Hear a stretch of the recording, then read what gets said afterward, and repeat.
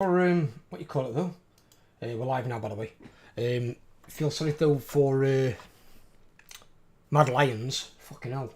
T1 on the draw. Fucking Jesus. It couldn't literally have picked a fucking worse team. Worst matchup, yeah. Yeah. Anyone, literally anyone would have been better than them. He gave us the worst possible fucking matchup.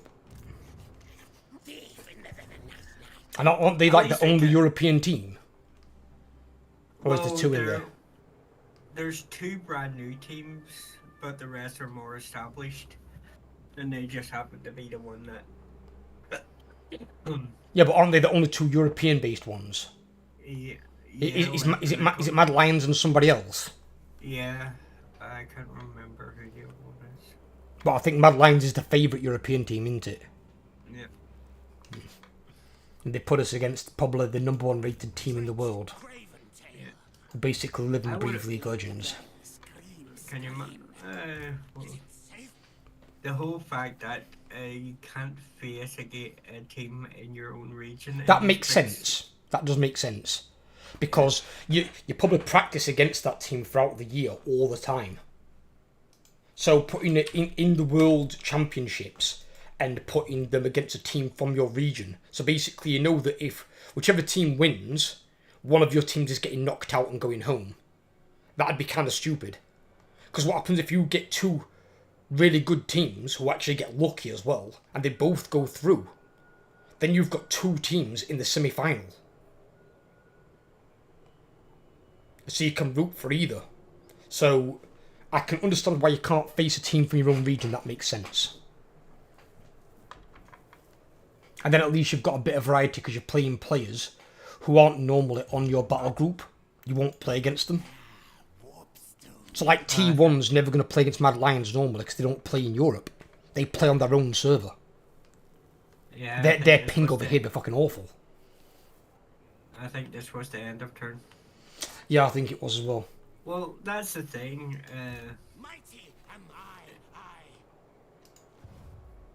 In tournaments, the ping doesn't matter. In tournaments, it doesn't know, but that's what I'm saying. But when they play throughout the year and they're practicing as a team, as their full team, their full 5-man team, they'll be practicing against other 5-man teams in their region. They won't be seeing any of those other teams in their region. They'll be the top dogs in their region. So they'll compete only against the other team that's from the same region they're in. So like Mad Lions might compete against whatever that other team's called, and they'll see those. If you've been practicing against them all year, you don't then want them in the World Championships as well. That's kind of stupid. You might get them after the first round. It's only the first round where you won't face them. But that's fine. But the first round should be against somebody from a different region. That I'm completely behind. It's actually a good change. It's a good positive change. I find it weird that the first few rounds are best of 2, then it switches to best of 5. Yeah. Well, it makes more sense because it used to be, I think it was best of 3, but then best of 1 initially, and it was like you were out. And it's like, that's a bit shit for World Championships. Even when I went to European Championships for World of Warcraft, that was best of 3. So if you won 2 in a row, the other team were knocked out. In 2 games, max 3 games. But then obviously as well, you could win 1, they could win 1. Yep. Then the final match is the decider. Yep, which is why I said min 2, max 3. And you've got to bear in mind as well, League of Legends matches, even for the pros, are a lot longer than a 3v3 arena match. A lot longer. 3v3 arena matches are over in usually like 3 to 5 minutes. If it lasts longer than that, it's quite rare.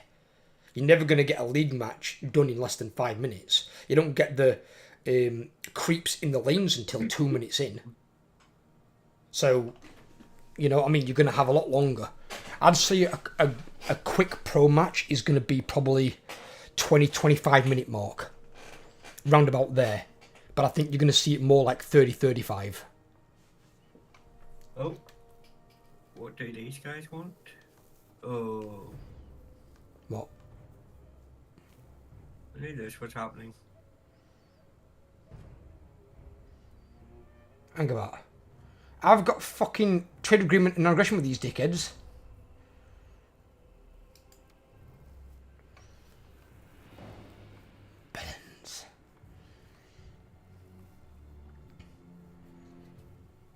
I'm not being funny as well. How strong Chaos Dwarf armies are, dude. If you've got those Infernal Guard in there and your Bull Centaurs, which that guy makes even stronger, you're gonna smash the Skaven. Yep, Literally that's smash why them. I moved that army to the area just between.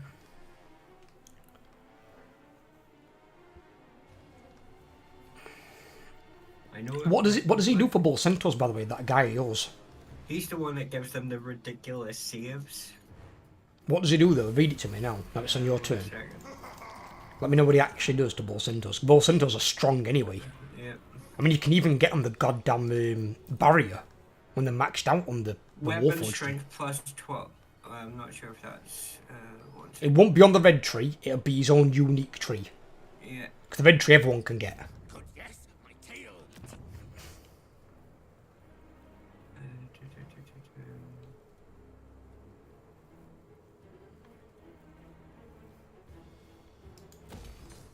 I think his comes from his what you call it? It's just an ability. Tree. Battle effects. It should be on his like one of his yellow trees near the top. Yep. There should be a couple of abilities up there that buff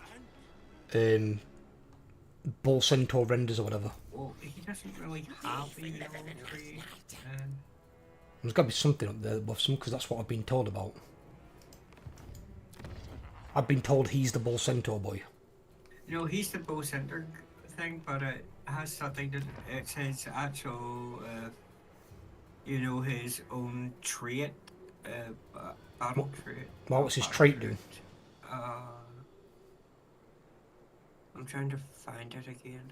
It'd be the first one at the top of his skills. When you go in his skill tree on the left hand side, it'd be the top one. Like if I go on Tretch here, his is this one here, which is Grand Chieftain. So he gives all units in his army devastating flanker. They get 13 more melee attack during ambushes, and they also get a 13 more melee attack after retreating when attacked. So if I retreat and then fight a battle, all my units are 13 melee attack higher, which means in that battle, which you have to win anyway, my units then are even stronger. Ward save 15% for bow centaurs. They get a 15% ward save? Yeah. For all units? For bow centaur render units, yes. Lord Army. Fucking hell. Is that all it gives them, or is there anything else? No, that's it, but the fact Bloody hell. That's enough, to be fair, yeah. That on top of the Manufactorum upgrades. Yeah. I'm surprised it's only that one, though.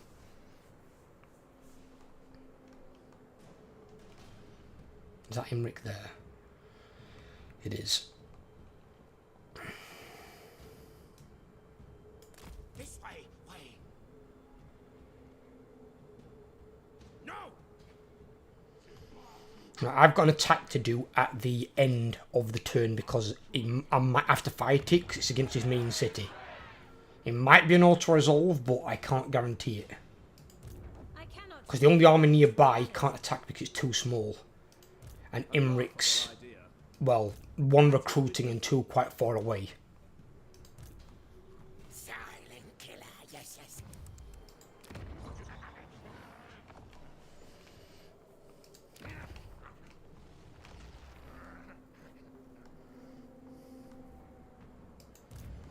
Hornet am I.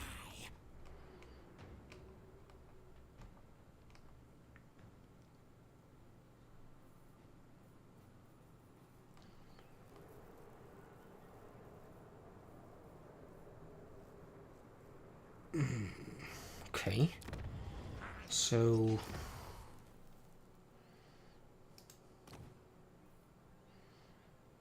could get a unit of Plague Monk Sense Bearers in there. Potentially. They could be quite a pain in the ass.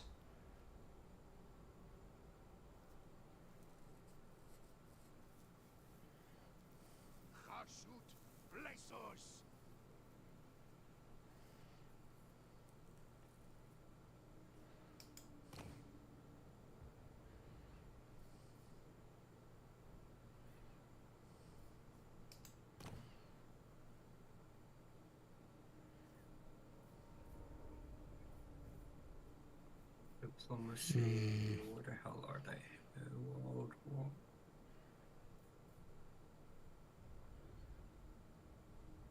Definitely want that. We also want that. I can destroy this. At tier 5. Which I will need to do because I need to get this. Ye need God. But we also might temporarily need that. Volatile plans. What does that block? What is that in the way of? Volatile plans is here.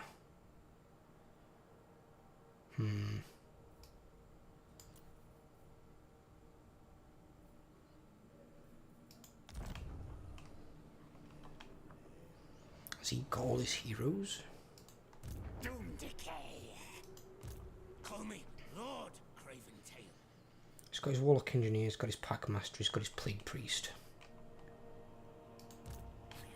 All hail. He's got his Pack Master and his Chieftain. He needs a Plague Priest.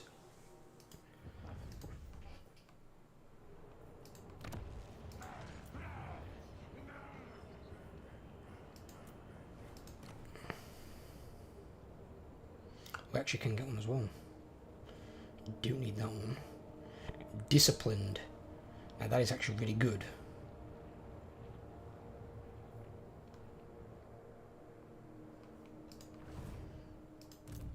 I'll get help. Could get it for him, but do we get a boon at top? We do. Get the Plague Priest 4 ranks higher. We'll wait. I'd rather get him at rank 5 than rank fucking 1. Take him age to level up.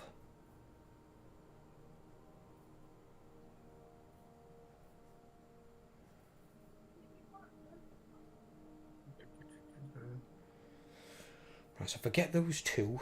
I need this one. But I need to probably unlock the research for that, then I can destroy it. Then I can go into this one. That's oppressive plans. Is that the main one that I need? Yeah, oppressive's down here. That's the fucking storm vermin and stuff, isn't it? Yes, it is. Ugh, God.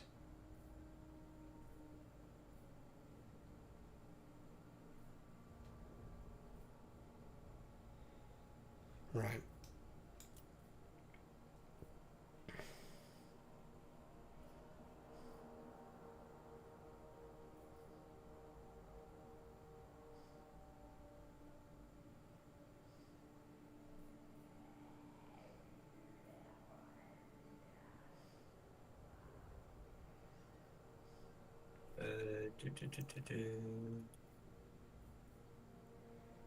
It's my turn to save, so I'm going to do a save.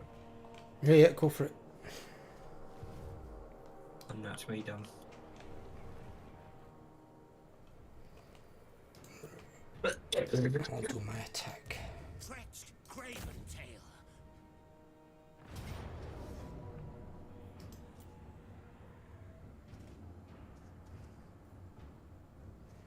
Check what we're going to lose. Well, losing nothing from the main army, it appears. I don't appear to be losing anything from the second army either. So I'll auto-resolve this then. Get going.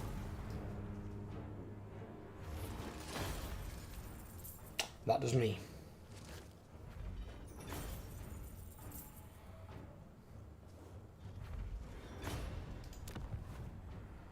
Right, we can now use food to bump this beast up a few levels. If I do that, I can loot and occupy it at tier 4. My mask on all. Yes. Chosen. Rakatalita. My raiders. We don't want that in the city.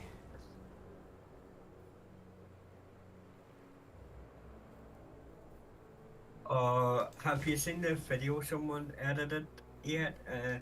So BBC News did a thing showing the parade route for the King's coronation and all that, Right. and someone auto-tuned it and did it up in Game of Thrones style. You know the opening credit scene where it goes and shows you all the different landmarks. Right. Someone did that to the King's Coronation route video. Oh, you mean like where it shows all that like shit going through the city and stuff on this on Yeah. the start screen? That's quite cool. Yeah, it was quite funny to watch. Free. Clan Rictus. Just don't want our king going the way of any of those kings in Game of Thrones. Well, he's old enough now that we probably don't have to worry about any of that.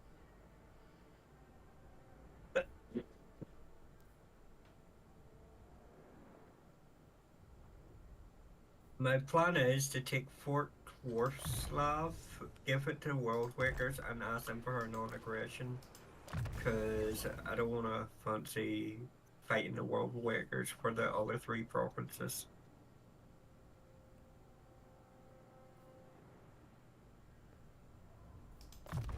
Or I can go after Carrot Dumb. That's where the Skaven is, isn't it? Yep.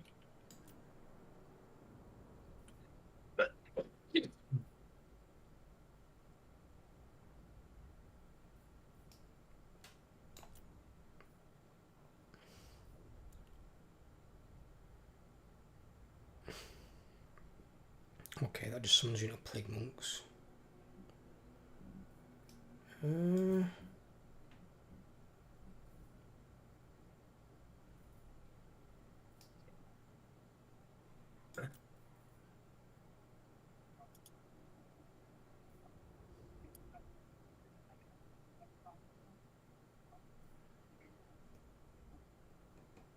Let's make him stronger in combat first, this guy. We'll make him into a bit more of a mage afterwards.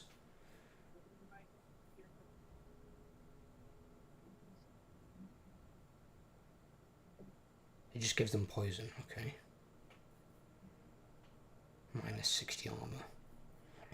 Right, okay.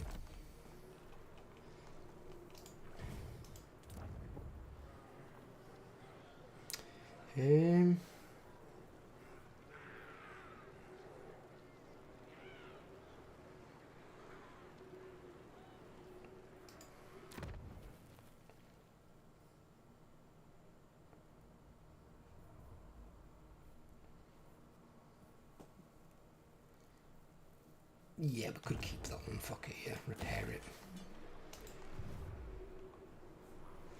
Right. This is how I like to use my food. So either take my cities to tier 4 or tier 5, based on what I think it's worth, and then hopefully my food just shoots straight back up, because I've usually got quite a surplus coming in. So I'm not at the lower food threshold for too long, because I think just then it's increased the cost of my buildings.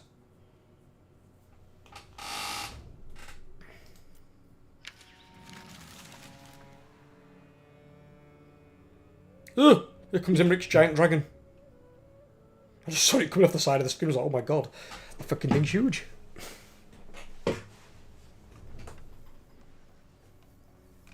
the other army's not supporting him though. Interesting. It's a bit like I keep seeing a dragon flying around, and then I realize, oh, it's part of the animated map. This one's not. This one's is big pissing dragon.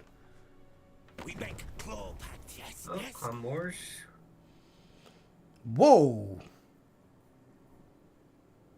Yeah, I'll take that. Yeah, why not? Military access for 3,500. Yeah, I'll take 3,500 for a fucking military access, mate. No problem. That means Clan Moors must have some money behind him, don't it, for that? What the fuck does Clan Angrand want? He wants a gift. Get fucked. He's threatening me for a gift for 2,500, so we're now at war. We're at war with Belagar. Are we scared, Overlord? Are we scared of that tiny dwarf? Not a fucking chance. I'm not sure how to respond to that one, being the fact that I am a dwarf myself. But you're a chaos dwarf. Or, And you're not tiny either. Not compared to him. You smell stink, trusting. he's got legs, I don't. Well, I suppose I out-trumped him on the... Hey, I want to say, don't fucking discount the bionic legs. What did he... Don't trade agreement. Oh my god. All the battle sites here, though, forgot about this. Oh god, if fucking what's his name, Ghost gets over here. Oh my god, there's so many. He'll fucking raise everything.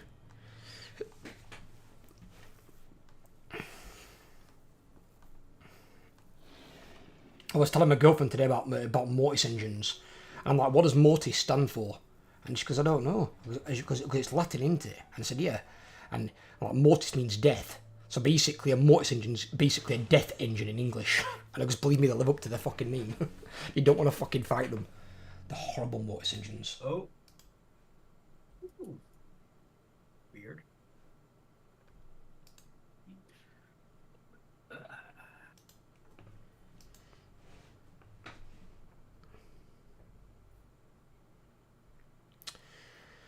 Right, he's beelining it to retake Ashridge Mountains. His army's not very good, so I should be able to beat him quite convincingly.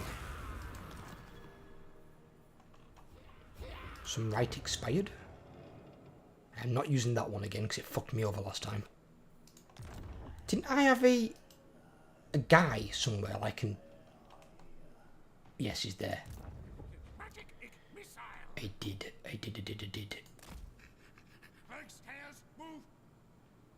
There's Altdorf. There we go. He's at Altdorf next turn. That'll be another Undercity.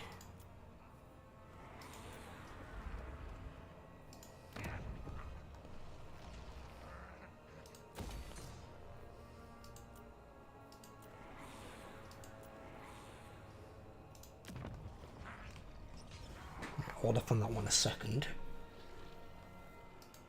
That is correct. Chieftain of the Deep Warrens.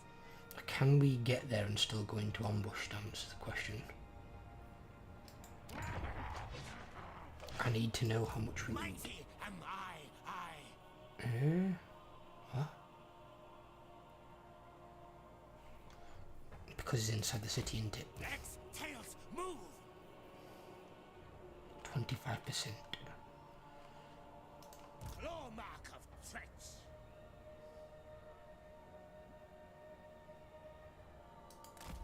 I arrive. Have slaves bow bow. That research gives Listen to me, me.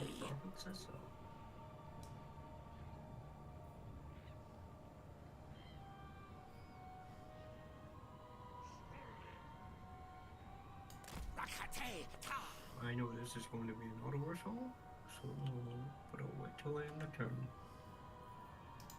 Please do. Yes. Oh my god!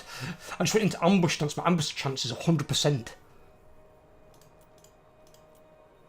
I don't think I'll reach him from there, but I'll be able to be joining the battle.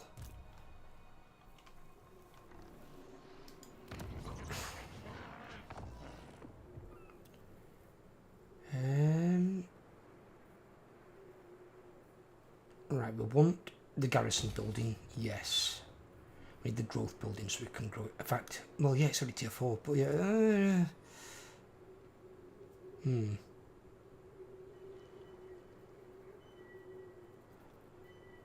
got to grow the province, I suppose, as well. I mean, we could just build these in the towns. Alright, okay, let's say we just build those in the towns then. So, I've got this, because this is incredibly useful.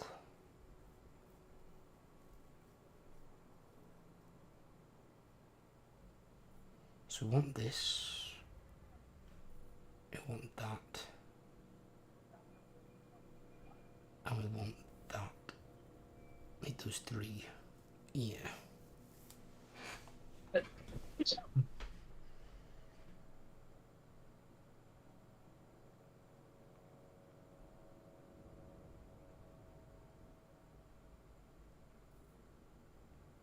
mean, I could build into this one. Then I can build a prop building over here, can't I? Wanna see something scary? See something Look scary. at my Astrogath army. Give me a second. If I build that one there. Yeah, just build that one there.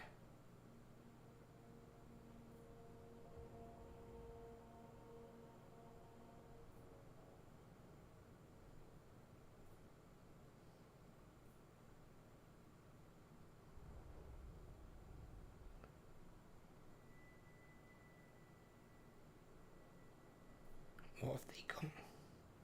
30 melee attack, 28 melee defense. They've got more melee attack.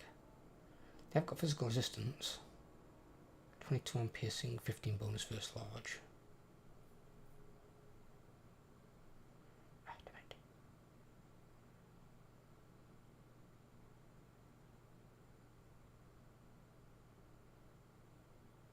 They give me melee defense, which is better. Plus they've also got 90 armor. They've only got 20 armor. Their armor sucks. Yeah, we could go there. Hi Matrix, how you doing, brother? Bless you, buddy.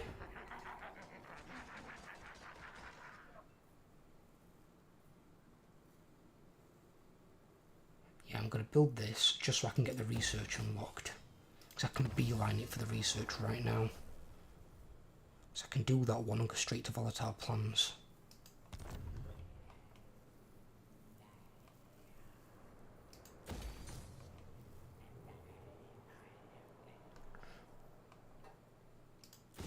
I'll hold off on that. For that one. I ain't got a thing to produce the thingy. Cello, motherfucker. Cello, brother. Cello indeed. What am I looking at? Overlord's fucking army. I'm looking at with this thing. Yeah. Oh. Astrogath Iron Hands Army. Astrogath Dulahu. There's a few Chaos Dwarves in there. There's no Infernal Guard though yet. Where'd it be at? What am I looking at? Look at the back six. Yeah, good units. Very good units. Well, admittedly, you want to change them bulls out for Lamassus and Bale Tauruses later, but then bulls will do you for the time being, because all they've got to do is rip apart anything that's ranged.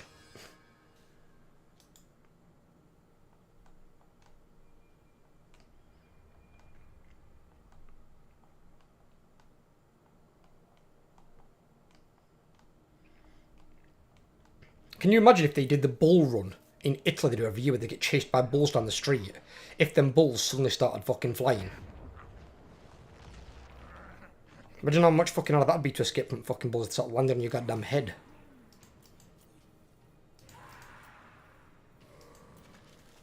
Love to see Chance of Matador then when he gets fucking, like, stamped on by a 2.5 ton bull.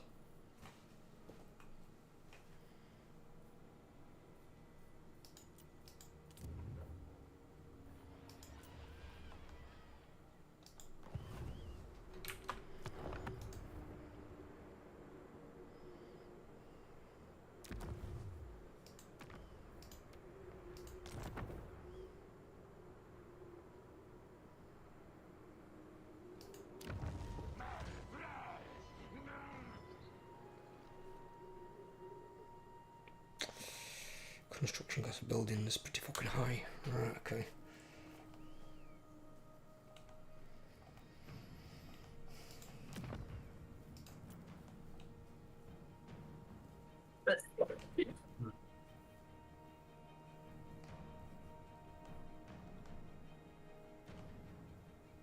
This thing hasn't given me Under Empire yet.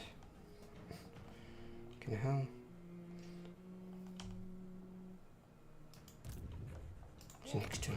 Okay, fair enough.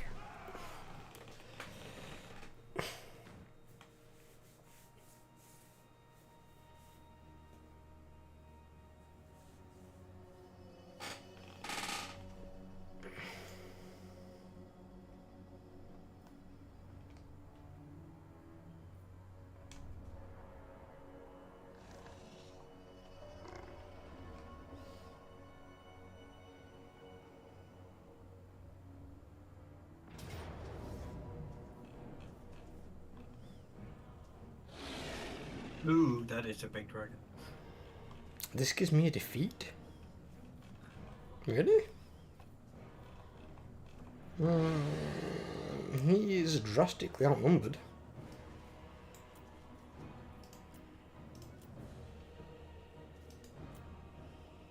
I think it's more because of his big flying dragon. Yeah, but that wouldn't shift the balance of power this much. I've got 4 units, no 5 units of Storm Vermin that are all anti-large. That'll rip Imric and his dragon apart. And his army's not high ranked, and his units actually are not that good. He's got like 2 heroes. Maybe the 2 dragon princes might be a bit dicey in some cases. But then again, I've got Storm Vermin that'll take them out. He's got 1 unit of White Lions, but they're not high ranked and they won't really beat Storm Vermin in even trades. His armies feel like early game mid tier shit. He's not got a lot of good stuff in there.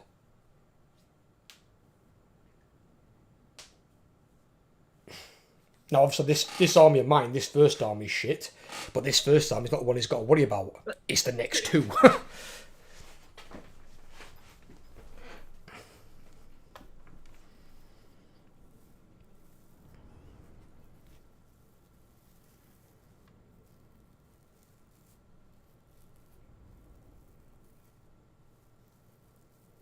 Maybe it works out that it might be able to. Maybe the AI thinks it can beat you before you get your reinforcements on. Not a fucking chance. So I can just stop my force and hide them.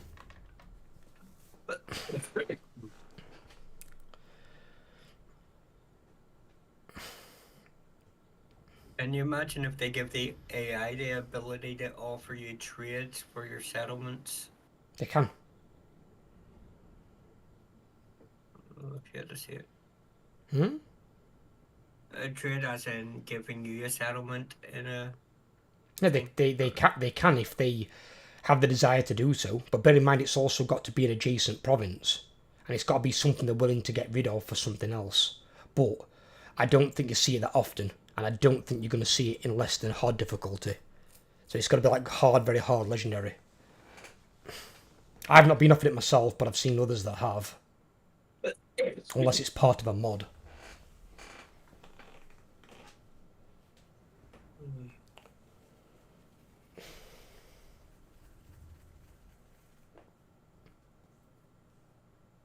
Oh, I'm going to have to open this window. It's getting really warm in here. Did you see I finally completed that thing I've been chasing for ages?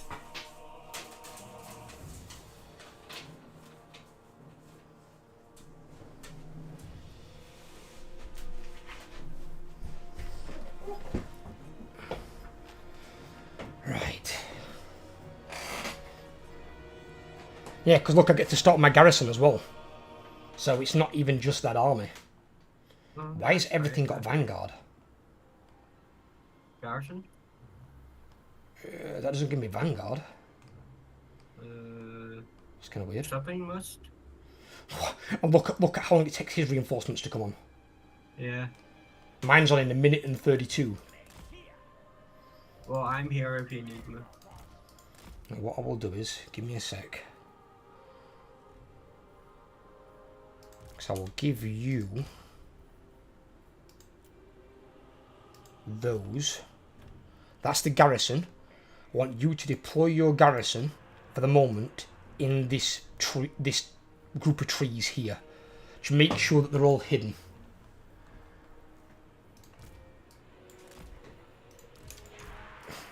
Because once my reinforcements come on, or our reinforcements, they're going to beeline it to that side of the map.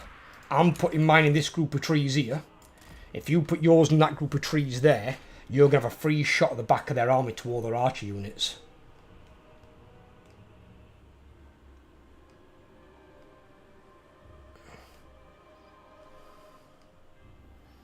Although we can Vanguard, I might put some over here as well. Could be an idea. Might put some here. Yeah, there's an idea.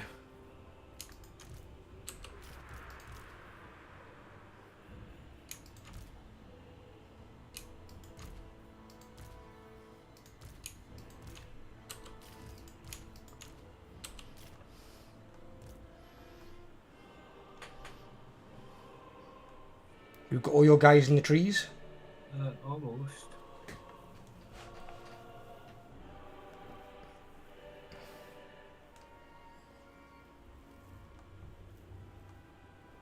You're all in, you're all hidden?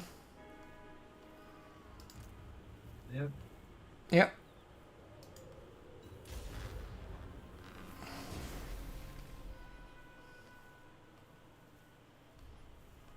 You ain't got a clue what to do. So you're just going to spread out and search the woods.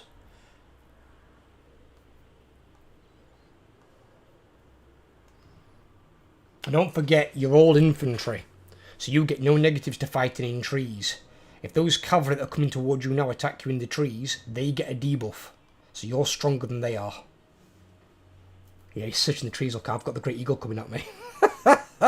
Fuck. Just said that fucking fast ass thing over here. Come on, land, pigeon.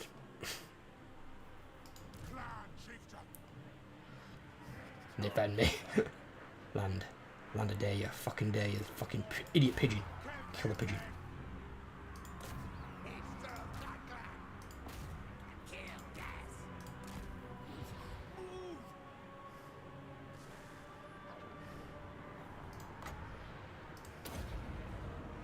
Only 5 seconds till your reinforcements come on.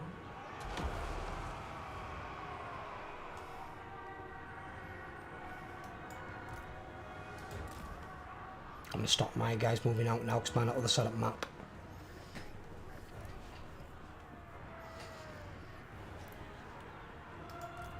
Good thing I turned off free fire, isn't it? It's fine, it's not gonna bother at this point, they'll still come from me anyway. Wanted my lord. Ooh, that's gonna cause some damage though. Mixed breath attack might as well, potentially.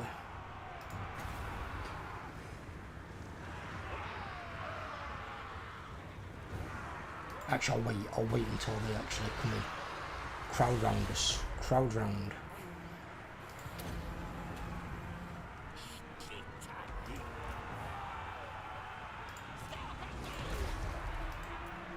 Right, okay. Bring your guys out. Go for his archers that you can. Take out what the hell you can.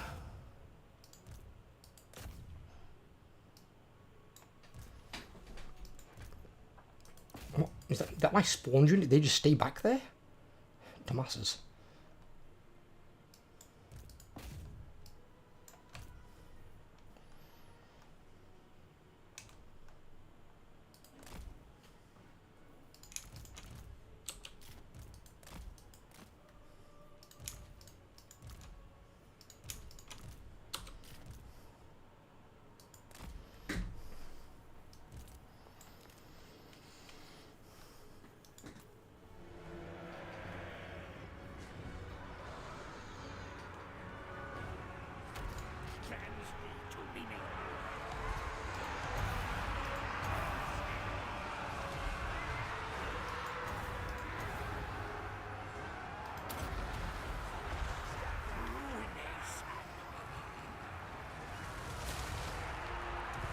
Ooh, the big damage.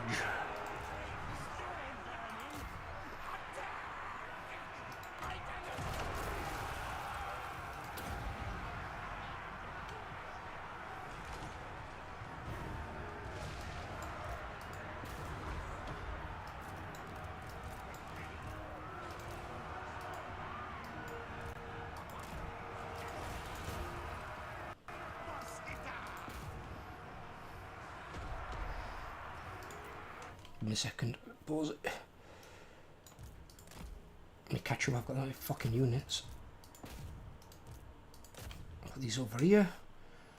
How are we doing against him, Rick, in here? Ooh, he's not doing too well, actually. What the hell are you fighting? Oh god, you're in the middle of all that, you idiot.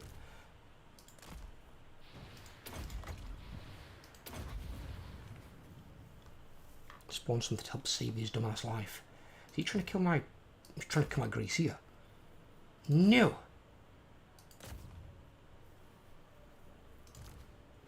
Just to let you know, there is an enemy melee specialist over here.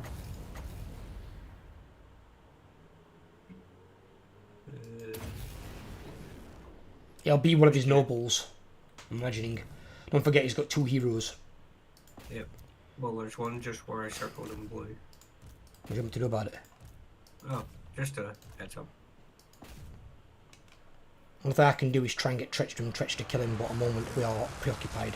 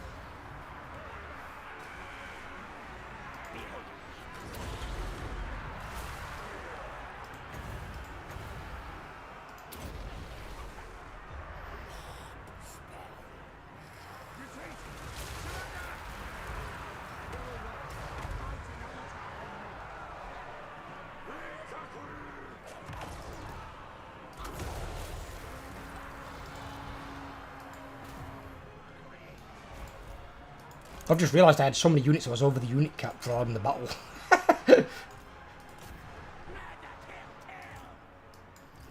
Right, I need these guys over here. Where's Tretch? Tretch, get the fuck up here.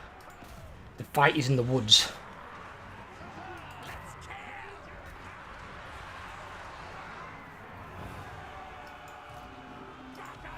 Charging into storm vermin with silver helms.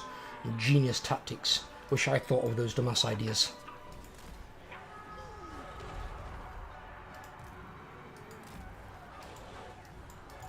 Come on guys, ignore them, ignore them, ignore them. The real fight's here.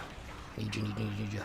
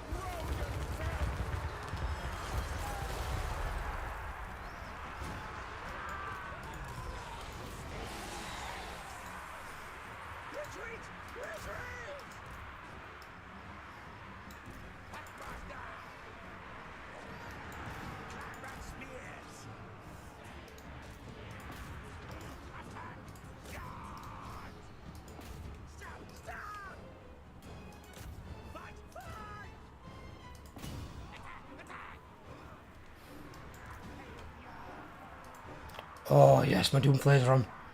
The Doomflayers have arrived! The beginning of the end.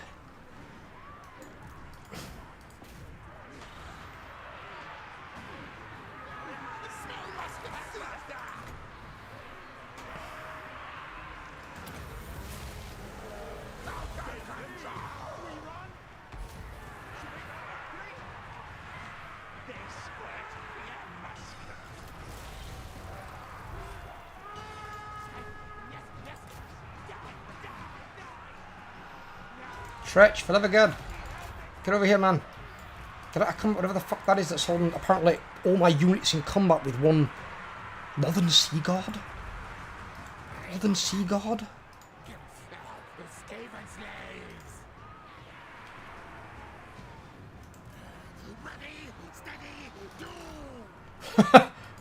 My Warlock Engineer. Ready, steady, doom! Here's what you do to Northern Sea God.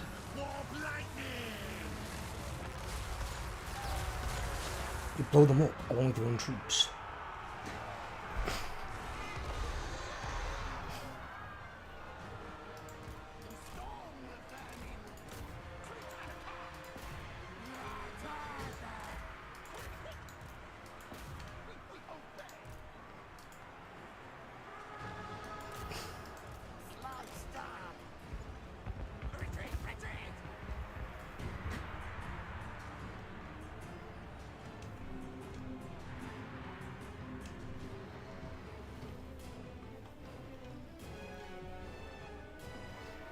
Over here. Attack from rear!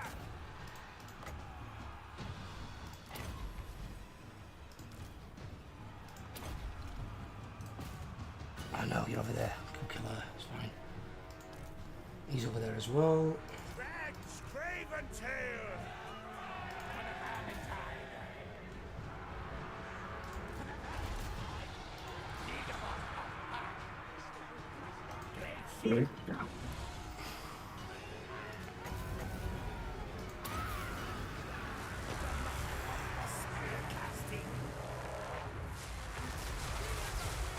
He dodged all that.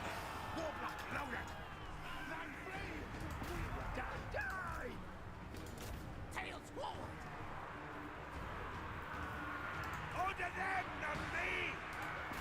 Yes, fight! Kill! Should we run? Flee? What orders?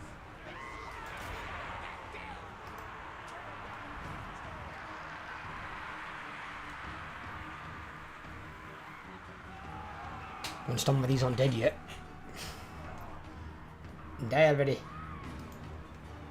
Tretch, Craventail!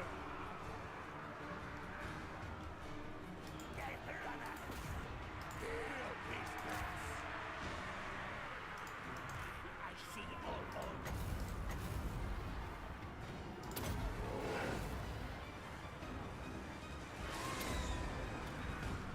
Hexcast. Yes, yes.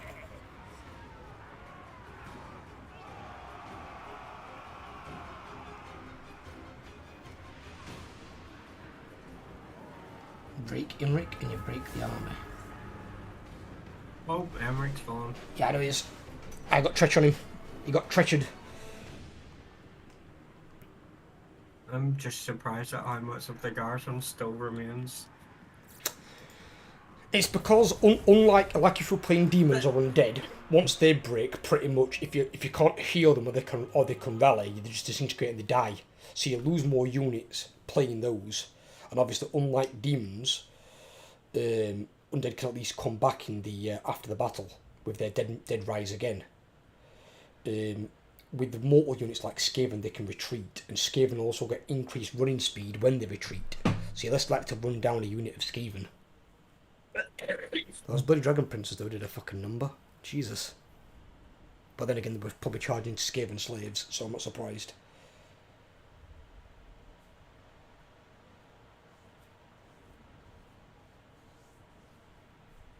Fucking hell, Imric as well did a fair amount of damage, but then again, he had that bloody spell thing, that bound spell. I don't think I lost anything, but my chieftain almost died. It's got a pubic hair of health.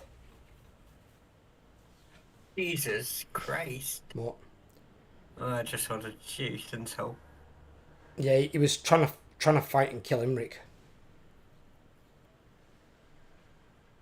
But he did get bogged down at one point by Silvering Guard, and because he's on his Bone Ripper, which is like a big rat ogre, he's technically a large target. So that Silvering Guard could actually do a lot of damage to him. I don't know how he ended up over there by himself on that flank. It's kind of weird.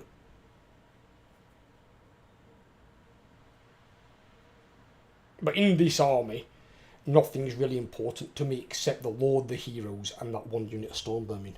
Everything else is just expendable. I don't care if they die, it doesn't make a difference to me. Skaven slaves are just there because they're cheap and they fill in numbers. And even a good unit, if it's worn down to exhausted and its melee stats and its leadership are driven down to almost zero, the fighting capability drops drastically. Go for it.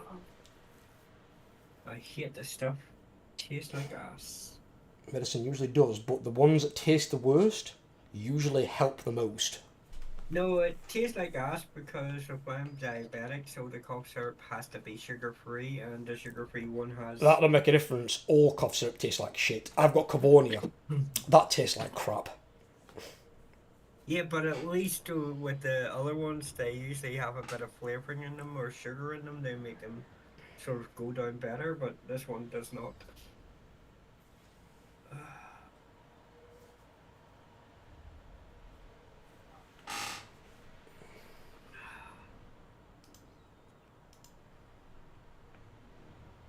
$15 mil 4 times a day.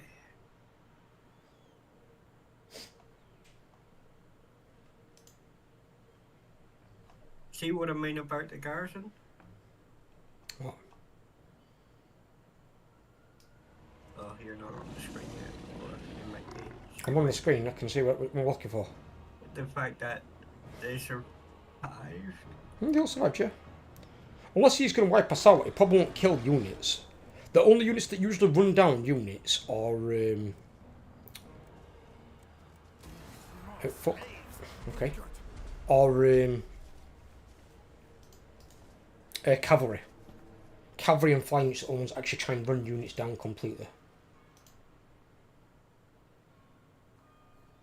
He's going to try and assassinate someone, isn't he? Oh, no. Or block army.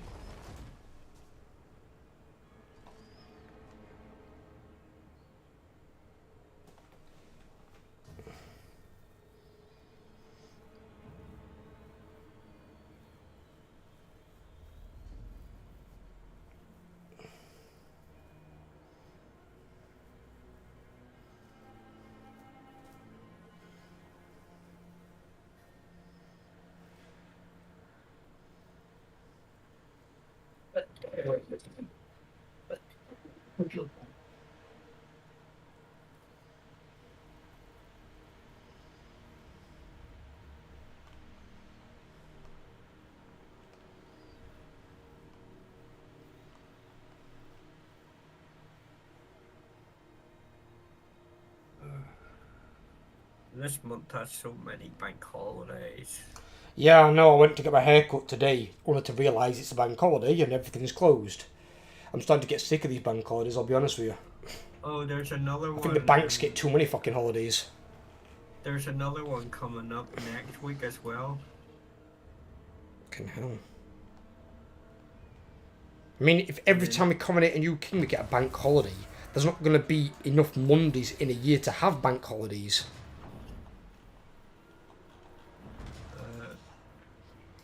That's quite. And then banks only will open 4 days a week instead of 3.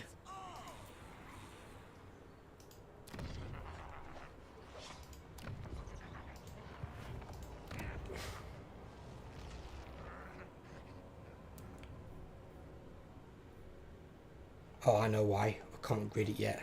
Yeah, because that's making my buildings cost 20% more. Fuck.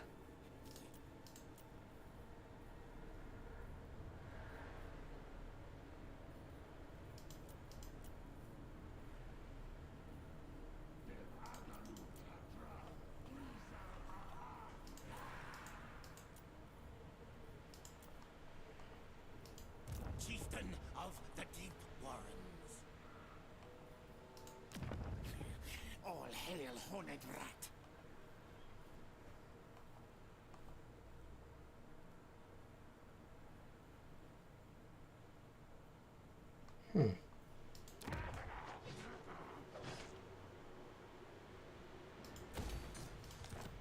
Kind of weird.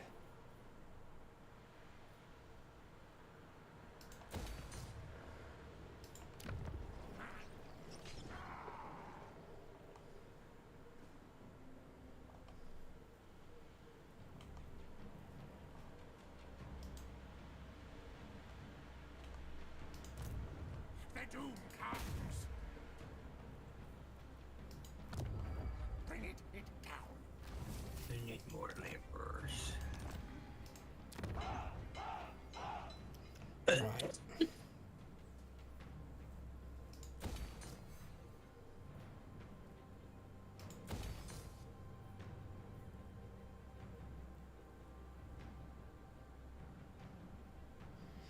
Push discoverability up to 80, so I want this first.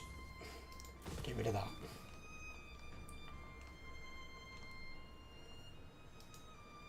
Could use that over there. I need to rebuild the thing though.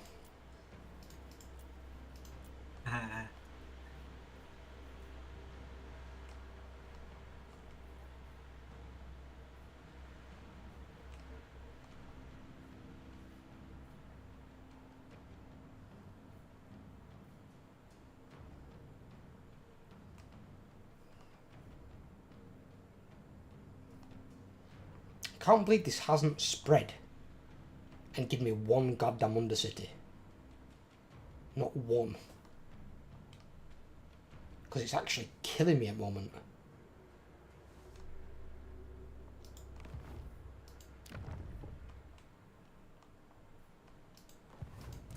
Call I'm me not going to waste Lord any funds building that thing because I'm going to be trading it.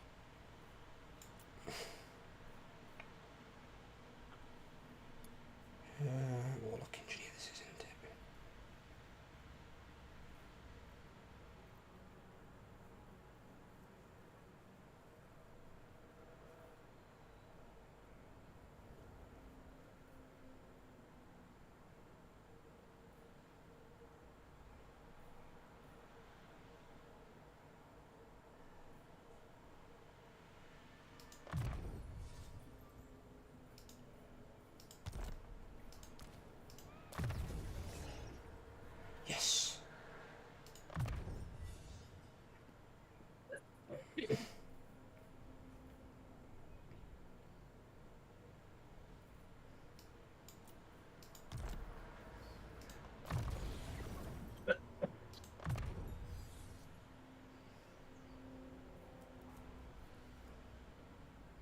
I've got an attack to do this turn.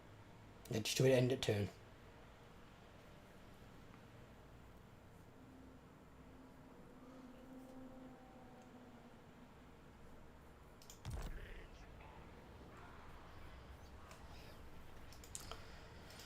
Got a replenish hero on my guy. I needed that. Plague Priest.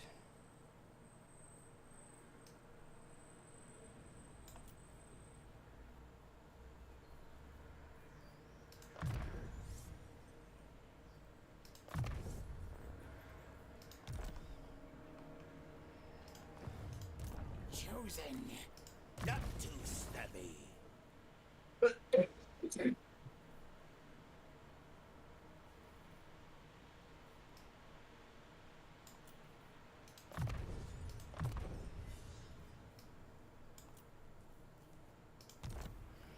He's still moisture his magic, that's good.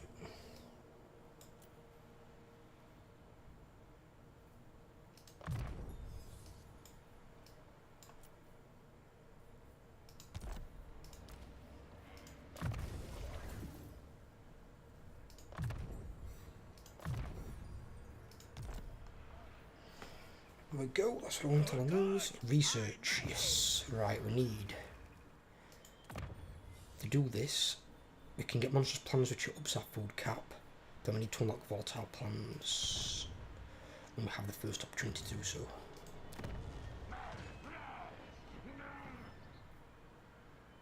That's not too expensive, so we'll go with that one.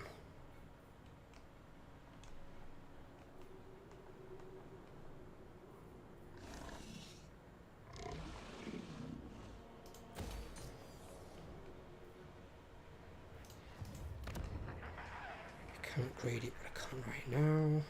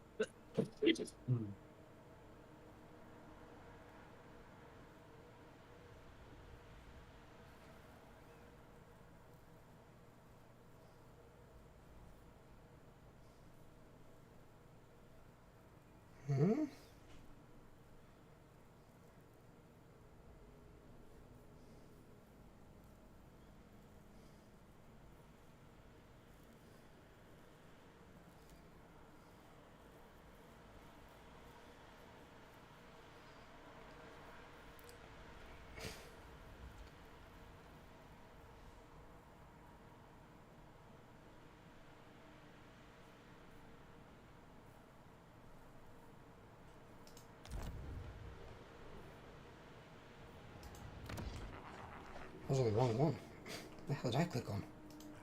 Chieftain of the Deep One. I clicked on that. That's that. That's why I've not got that there. Okay, that's fair enough.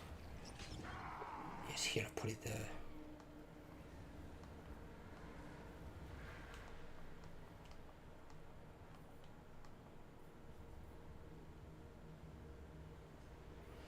Okay, so I've got that there.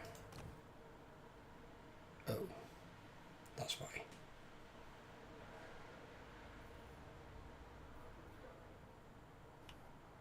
Yeah, because we haven't got that, and then we need that, so I have to get rid of that anyway. Yeah, it's fine.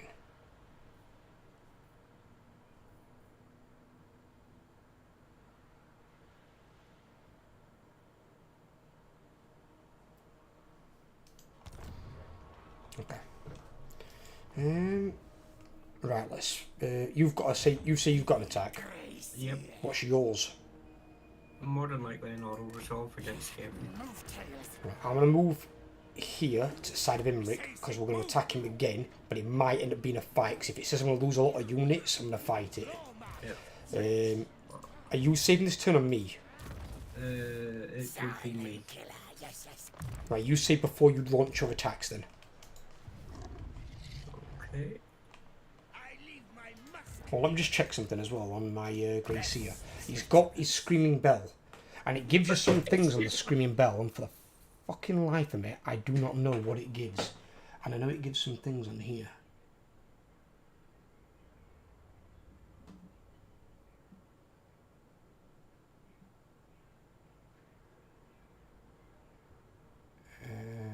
believe it's that. Wall of Unholy Sand. Oh, Plus yeah, 5 melee attack, plus 4 leadership, 55 meter range, unlimited duration. Yep. Affects Plus allies in 4 range. leadership. Yep. Yeah. Duration constant. So Affects it's units if Skaven enabled if leadership is higher than broken. So they constantly get then 5 melee attack and 4 leadership within 55 meters of that thing. Right, so it's got like a passive buff for all the guys. That's So it's actually like really good. So if I looked at that compared to never mind.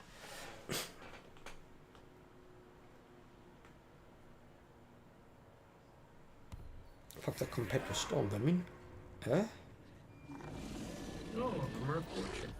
I've been killed in line of duty.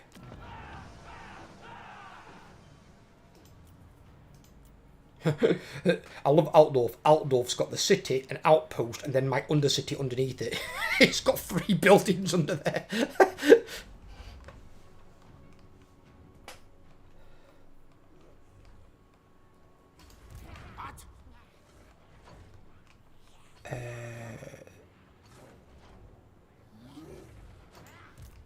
So let me see.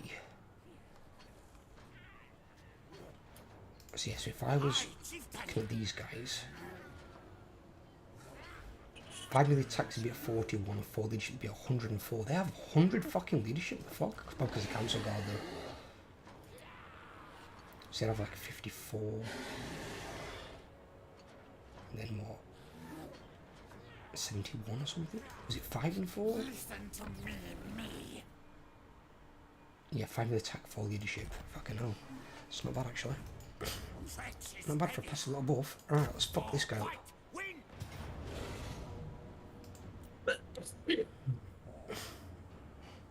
We got a magical banner. Let's put that on them. Right, Sim will lose way too much shit. Alright. Fighting. Because this gets rid of Imric. Joining? Yeah, you can join, yeah, because you can control the second army. I wasn't sure. Only people I'm going to be very careful with, my heroes, my lord, and my unit of storm vermin that are in there. Keep them from getting killed, we're fine. The rest of the army, Skaven slaves, I don't give a shit about. I don't know why this is a fight personally, but it's because some of my units are injured, and it's saying it's going to take them out, but rather than targeting like the clan rats that I don't care about, it's saying it's going to kill some of my units of storm vermin. My storm vermin are like damn near full in health, so why are they dying? Should be targeting the weaker units. But auto-resolves are, well, a bit stupid. Definitely not perfect.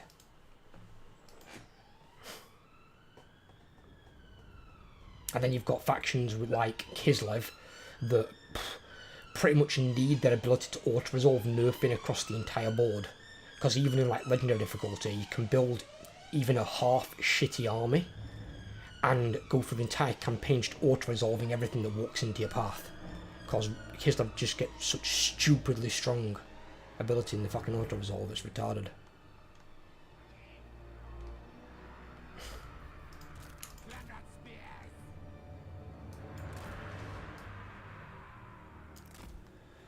Right, put the cannon fodder first. Tretch, Craven Tail. How far back did the reinforcements come on from? Okay, you're in Mars. If I move them down, which will it go by?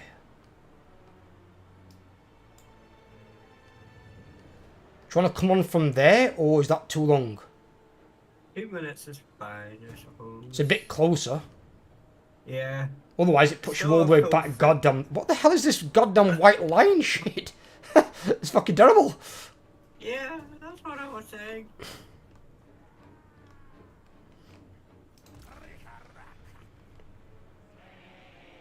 Well, theirs come on in 2 minutes and 53, so you still beat theirs on the field.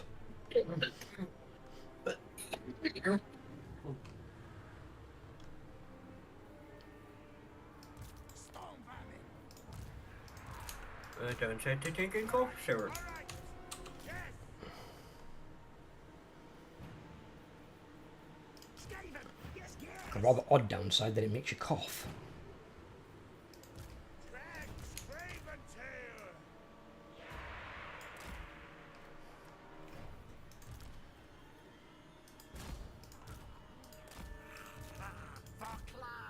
It's the bucket. Right. Start me up. Good, yes, yes. Tretch, Raven tail. Probably should have put those in a separate group.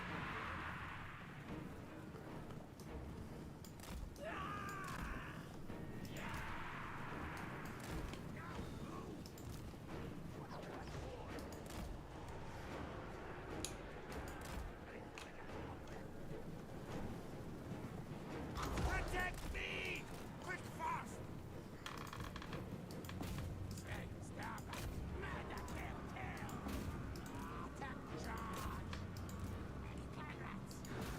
Actually, no.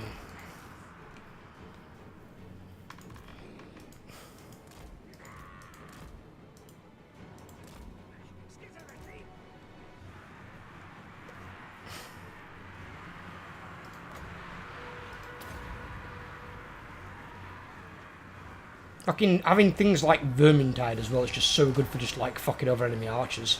It's giving like the ultimate fucking anti-range army. They really are.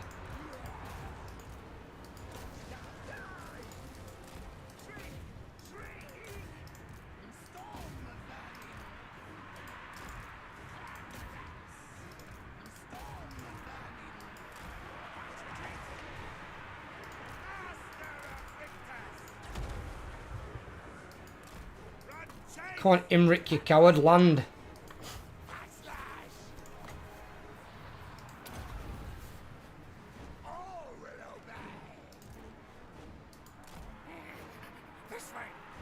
Imric's being a pussy, he won't land.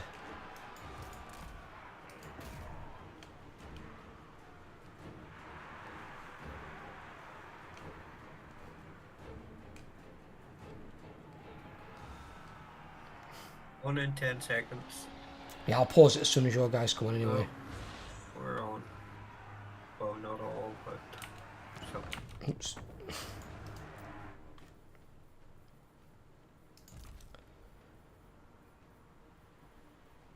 Right, these first four that I give you, put those into the unspecial group.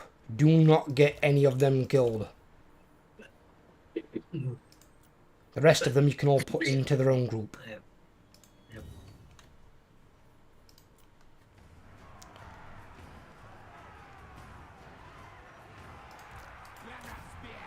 War just came on.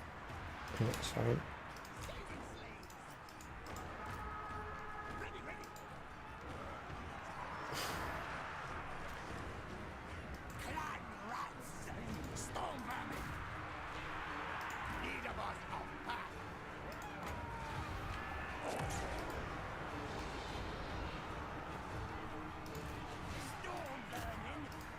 Land. Yes. Yes. He's landing. Finally. He's going to set up walls. Now, where's my walk engineer? No, not you. Engineer him. Put that on Tretch. Oh, fucking hell. Tretch is getting annihilated. Tretch, run. No, not you, you idiots. Tretch. Tretch, get out there, you fucking moron.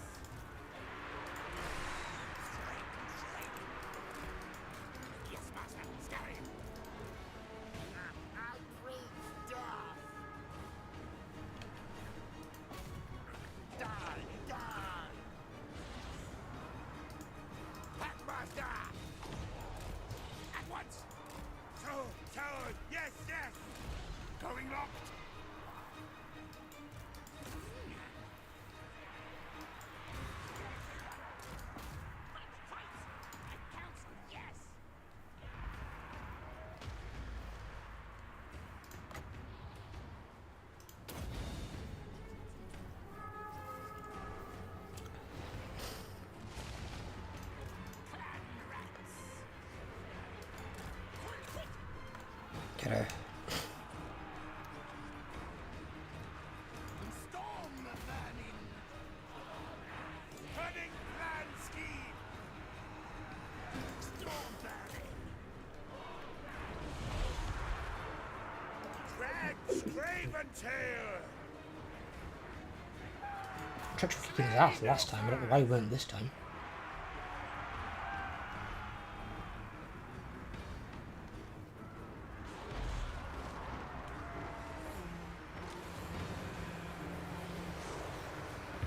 Fucking hell, that spell. my summoned unit just killed their lord because she had such low health and she's a crap caster. Well, Tretch, this guy is from the video. Emmerich can no longer move. Good, get him. We're lucky helmet hat. Attack from rear. And all I can hear is the bell of his mount tolling as the hex is going off, so it's for the mountain the bell tolls. They don't forget though, it's when you're within 55 meter range. You're not going to be within 55 meter range. You can put your cursor over the ability, it'll show you the circle around the unit. Yeah, you know. So I'll get closer to my unit so I can have a buff. Oh. Never mind. I think they're dead, but I don't know for certain.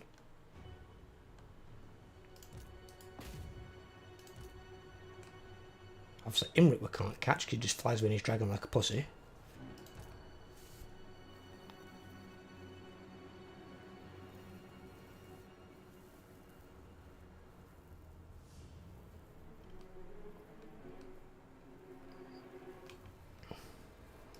They're all too fast. Fair enough.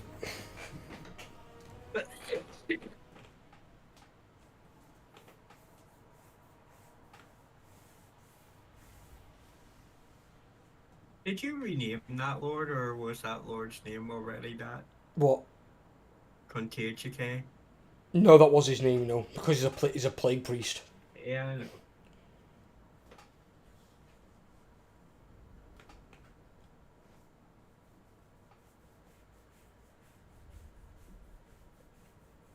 I only usually rename a lord's name if they've got something like ridiculously hard to say, or if I get two heroes or two lords with the exact same name, because then it's kind of confusing and annoying at the same time. Oh.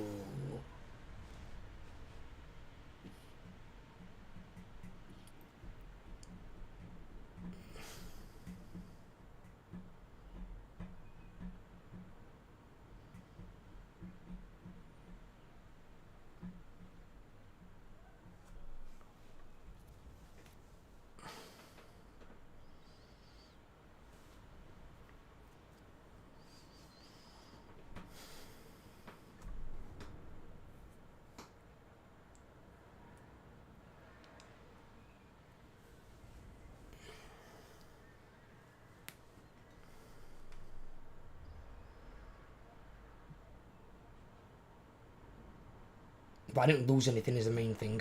Especially not my storm vermin. But that bloody spell of his, he's got, yeah, I'm pretty sure it's him, he's got some sort of bounce spell. And it uses the bounce spell from the Law of Fire, the bombardment, and it does a lot of fucking damage, even against armoured units. And he's casting that one, mobbing up trying to kill him. So he's getting a lot of kills because of that bloody spell.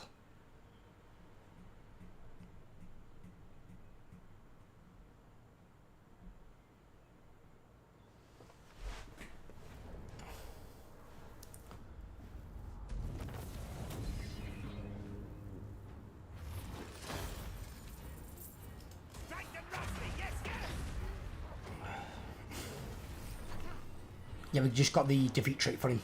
Bonus first lodge plus 8, fire resistance 25%. That's what I get, fire resistance? It sucks. No. Yeah. Then again, I suppose actually Tretch. And Tretch. Yeah, Tretch has got regeneration.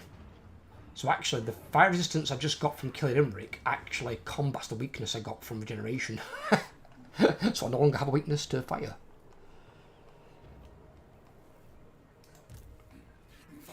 Council's voice.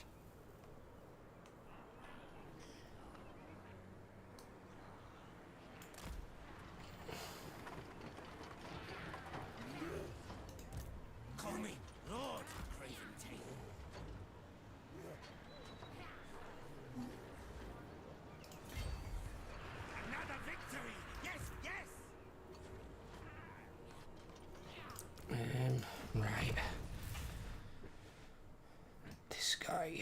Deadly Onslaught, yes, that's going to be to go. That'll maybe a more character killing power. What's this fucking thing doing?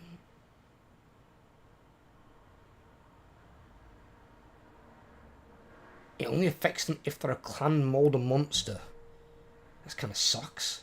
There's no point actually having that. So I'm not going to have any clan mold or monsters in my army.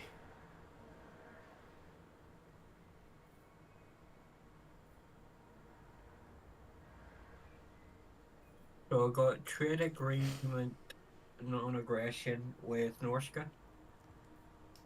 Nice. Or, yeah, World Walkers. Let's hope this time this dick honors the non-aggression. Unlike last time I had him as an ally. You are? Let's hope he honors it this time, unlike last time I had him as an ally. We all remember how that game went. What is it? What in about you? Wolfric. Was that in Warhammer 3 though? It was. Or was it 2?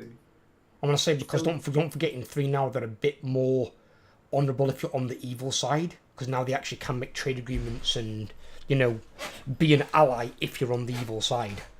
Some of them are still a bit flaky, but it's usually like the Demon Prince. The normal Demon Prince is a dickhead. He just is an idiot.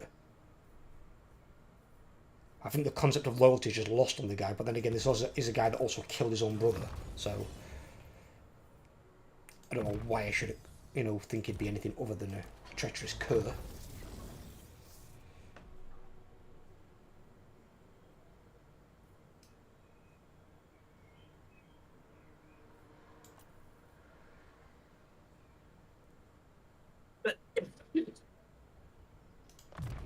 Scheme that.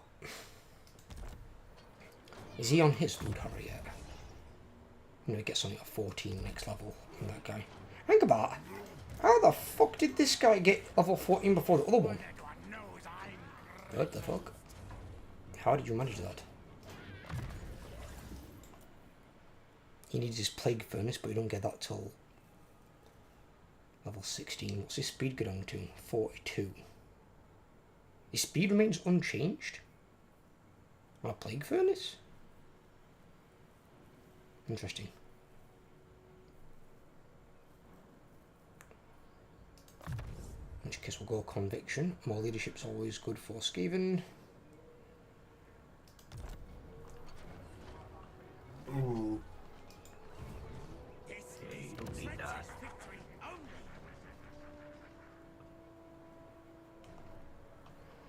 Need to just get a bit more food. So I got a new unique item off my convoy lord and give it to my main lord. It's called the Bones of the Maw. It's a talisman, plus 15 armor and the ability to cast 3 magic missiles. Magic missiles are, because they're not usually great. I only got it because it was plus 15 armor and it was better than the other piece of crap Yeah. I had. I can understand that one.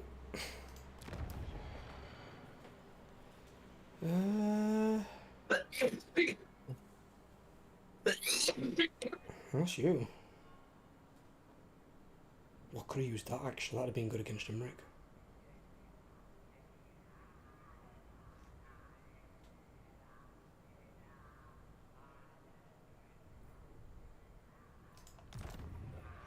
Right, fuck it.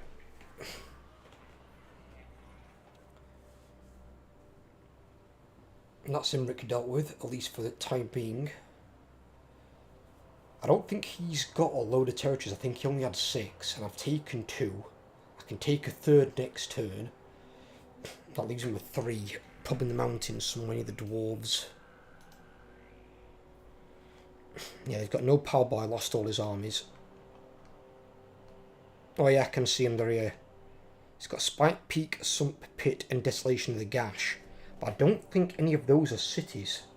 I think they're all towns. So that limits at least what he can build, so he can't get any more Dragon Princes. Good. May make deal pact. Oh god. Skarsnik's ended his non-aggression pact with me. But then again, it's greenskins. Greenskins do that. Greenskins and vampires are the most unreliable factions in the game to get alliances with. There's actually no point actually making them with greenskins and vampire counts, unless you just don't want them to attack you temporarily. But they can still attack you regardless, because they break like any sort of aggression pacts, even alliances, willy-nilly. Very untrustworthy creatures they are.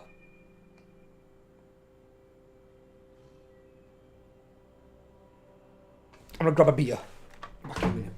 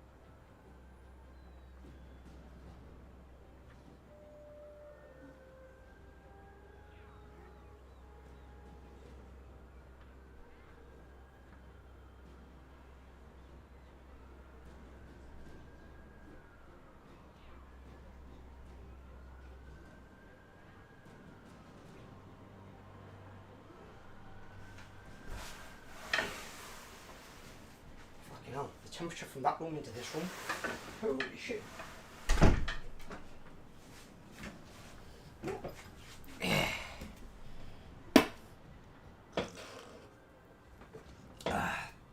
Got myself some Tanglefoot.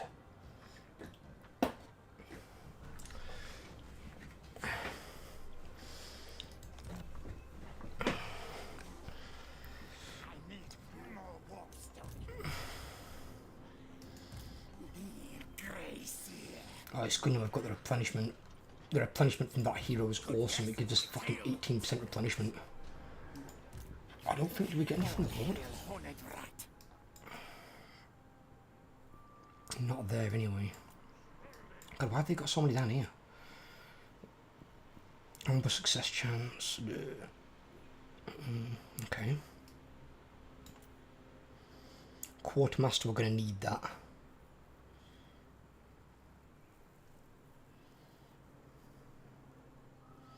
Small upkeep reduction there.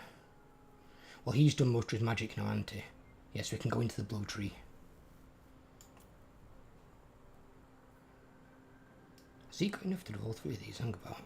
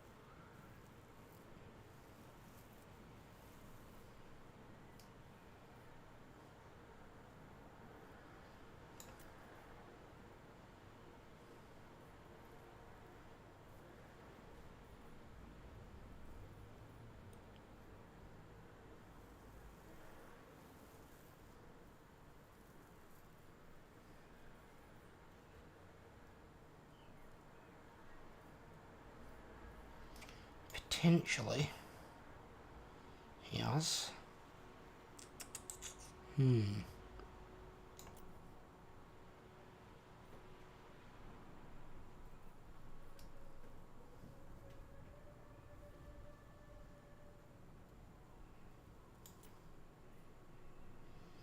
That buffs Stormvermin, Deathrunners, Plague Monks, and the Shin Triads. That one buffs Doomwheels and Doomflayers. But, this is the worst part. That one buffs Stormvermin, that one buffs Deathrunners, that one buffs my Doomwheels and Doomflayers, that one buffs Plague It's Monks. all over the show. Yeah, I need a point in each of the rank 7 ones if I wanted some in the army. But then again, I don't have to take Plague Monks and Deathrunners. The mainstay of the army is Storm Vermin and then Doomflayers and Doomwheels. They're the main units. Because they're going to act like my cavalry, the Doomflayers and Doomwheels. And then, as for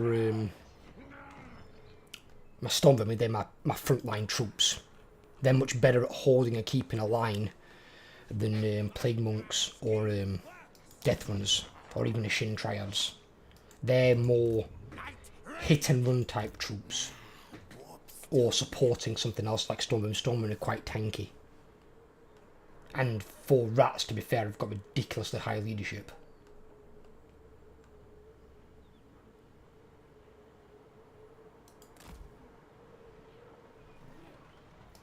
Somehow I'm not entirely sure how, but the fucking Packmaster that they've got has out-leveled the Packmaster from this guy's army.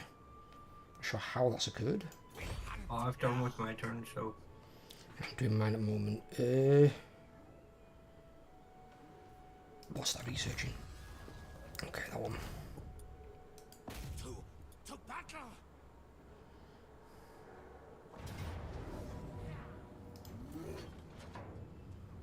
Decisive victory, low casualties. Do we lose anything in here? We lose a unit of clan rats. It's because Do we he's care about clan rats? not clan rats, no, I don't know. If it was Storm Vermin, then yes, but it's not. It's clan rats. It's rank 6 clan rats and they're an injured unit. I don't give a shit about them. They're getting replaced anyway, not long from now. And it's because this garrison, for whatever reason, has got 2 units of Dragon Princes and a fucking Star Dragon in it. How the fuck has it got a Star Dragon? The Bone Gulch? Make us ready for fight, Spectre!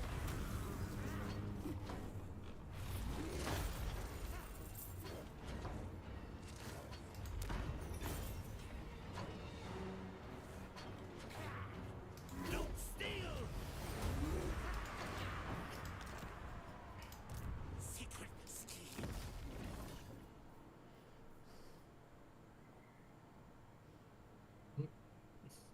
Well, there's one of those random delayed notifications that they said in the patch notes, because I just got one.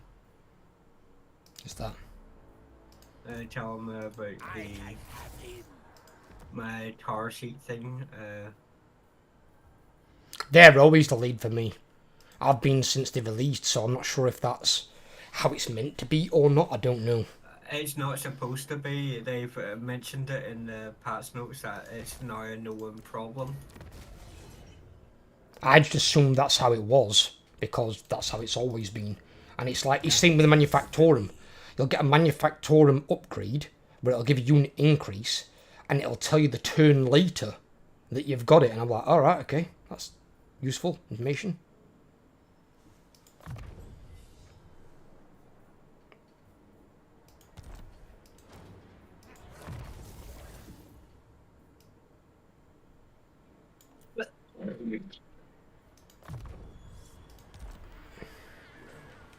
But on the plus side, I've learned to be a bit more forgiving with gaming companies, because the thing is, it's not always the fault of the developers. As weird as that might sound, it's not.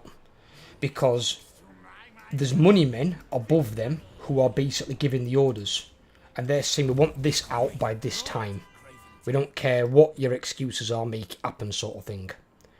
And lead developers probably get frustrated to fuck with these people who are like barking the orders. And it's like they'll have no concept at all of how to design a game, what it entails. Not an absolute fucking clue. But these guys have just got to suck it up and do it. because these guys are the boss. And it's people, like example, like for Microsoft recently, they've had Phil Spencer. Phil Spencer will be one of these guys. He won't have a clue about designing a computer game, but he's one of the money men, where he keeps the money men in charge because he's the head of Xbox. But credit to Phil Spencer, he's come forward and said, this won't happen again, this is our problem, sort of thing. We're going to resolve this issue. It won't come to in this state again. I mean, if it was an indie company with it happening, I'd understand.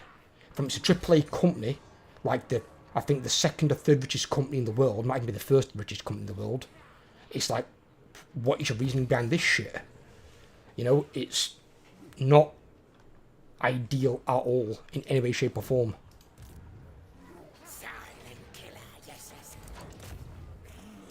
Assassinate this fucking dude. Get him, Cackle. Yes, Cackle got him. Cackle cackled. Yeah, that's a town. That is also a town. And oh, he's got 2 towns here. That's a town. We need to take that off him. They're part of Nagash's, are though? Oh no. That Skaven clan's mean.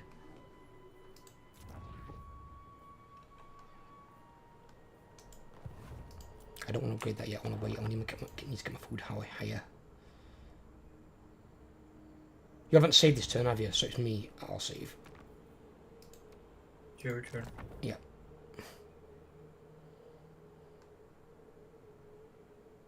We don't need to save every turn, I think, from now on. But if something pertinent happens, like a battle you've had to fight, something like that, then it might be worth saving. It's the colour. What do they want?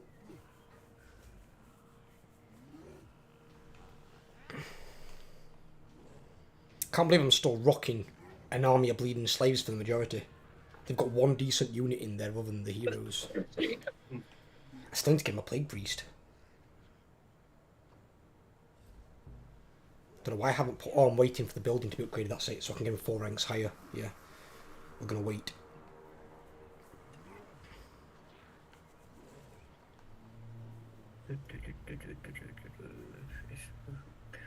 See.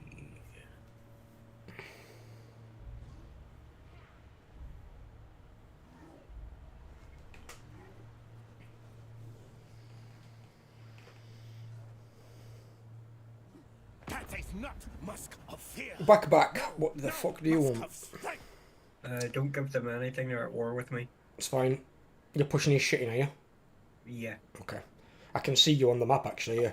But, no, he's wanting a peace treaty, but fuck him. We've been through it once now. We know we're just going to keep declaring war. Just finish him off. Take his territory. I think most of his territory... In fact, I think all the territories can be cast towards, isn't it? Oh, Azag got destroyed. So that's Karak Kadrin probably then rolling up there.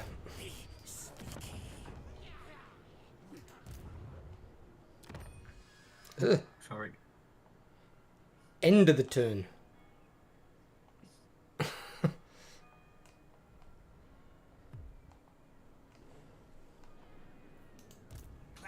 Sorry. Right, I'm going to need to come out of this one here. You're going to have to go in there, buddy. Yeah, try and hold down public order there if we can. How bad is that? Oh, the Skaven Corruption's actually fucking us as well. Then again, that's built next turn. So get this. So he's got a built. So I'm looking at my lords for adjustment to recruitment costs. Not only does it give a minus 15% at level 3, it also gives recruit rank +2. Sorry, what? Repeat that. So you know the blue tree skill that reduces recruitment cost? Oh, it's recruitment though. It's not upkeep. Yeah. But yeah, yours gives yeah. skill. Yeah. Minus 15% recruitment cost +2 rank recruit. Is your +3 for maxing out, doesn't it?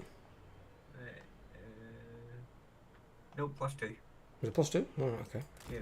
I've seen something on their tree that gives +3, unless that's like a Zartan thing.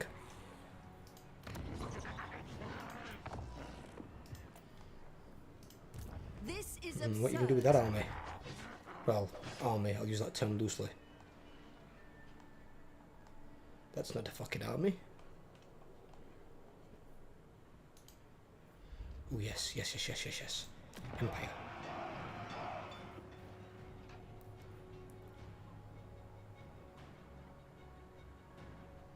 Then again, let's build in 4 turns. Let's build in 3. Let's build in 3. Done. That's going to give us 5 food right there. That one Undercity. We're just going to need it for the time being, I'm afraid.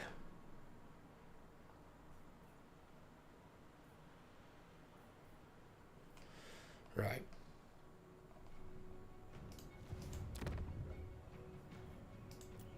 I need this one to do something. Give me a free fucking Undercity. So what can it give me? Undercity under. It can give me under... Oh no. No, no, I realise what it might be. It might be the bloody bug. Fuck. I need a hero. As funny as that is to say. I need a fucking hero.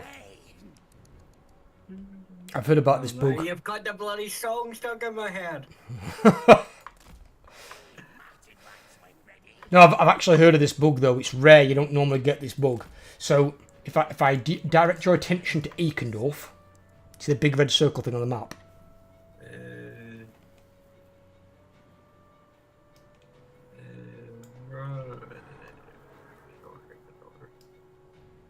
Yeah. Yeah. So sometimes there's a bug. It's very, very rare you get this bug. I thought they'd got rid of it because I've not actually seen it in a while. So one of the buildings in my Undercity, I'll read it out to you, is called the Subterranean Pit. The first version of it cost you 50 gold per turn and -2 food, with discoverability of 20 out of 100. Skim corruption adjacent provinces is plus 0.25, but you get 5% chance per turn to expand the Under Empire to an adjacent region. The problem with that is, if some of the regions are in the fog of war and you can't see them, the building doesn't work. So like it can see Barak Var, it can see Renica Hills, it can see Forest of Gloom, and it can see Karag Dromar. But there's also a settlement here in the mountains, and there's also a settlement here somewhere. So because it can't see them, the building's not working. Because usually by now I've had 1, even 2. So I think I've got the bug. It shouldn't actually work that way, but that's what it's doing by the looks of it. So I'm going to send my scout to go and reveal those 2 settlements. Watch me get one the fucking turn after or something. That's not bad. I can't wait to get the building built for that. Recruitment cost -10% for Infernal Guard units. And then unit experience plus 10% for our Infernal Guard, this army. Not bad.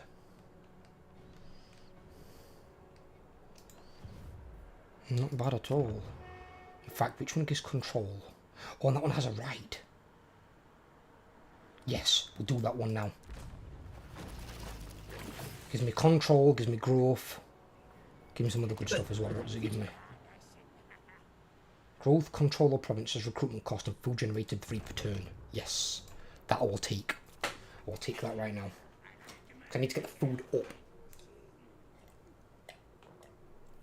Let's get it into this green so I can avoid the construction cost.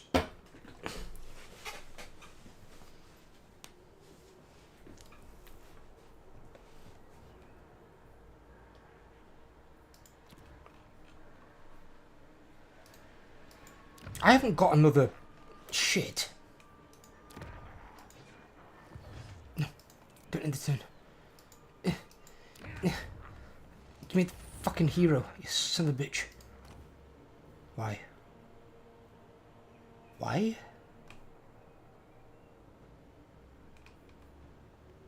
What?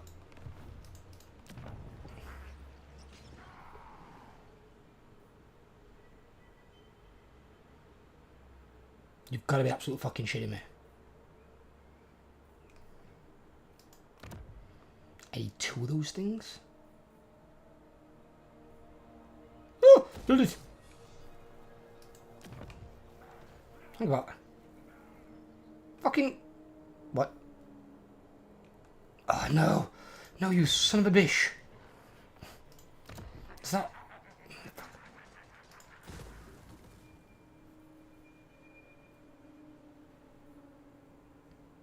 Bloody hell. So you need to get up there to get fucking one? The top tier? Fucking him. Who decided this?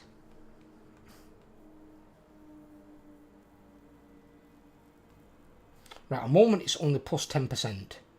And I'm getting 10% taken off it from the commandment. So that's basically that without the discount.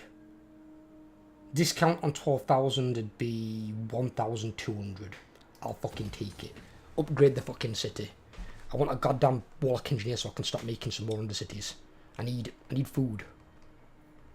Now I know undercities consume food, under empires as they call them on here.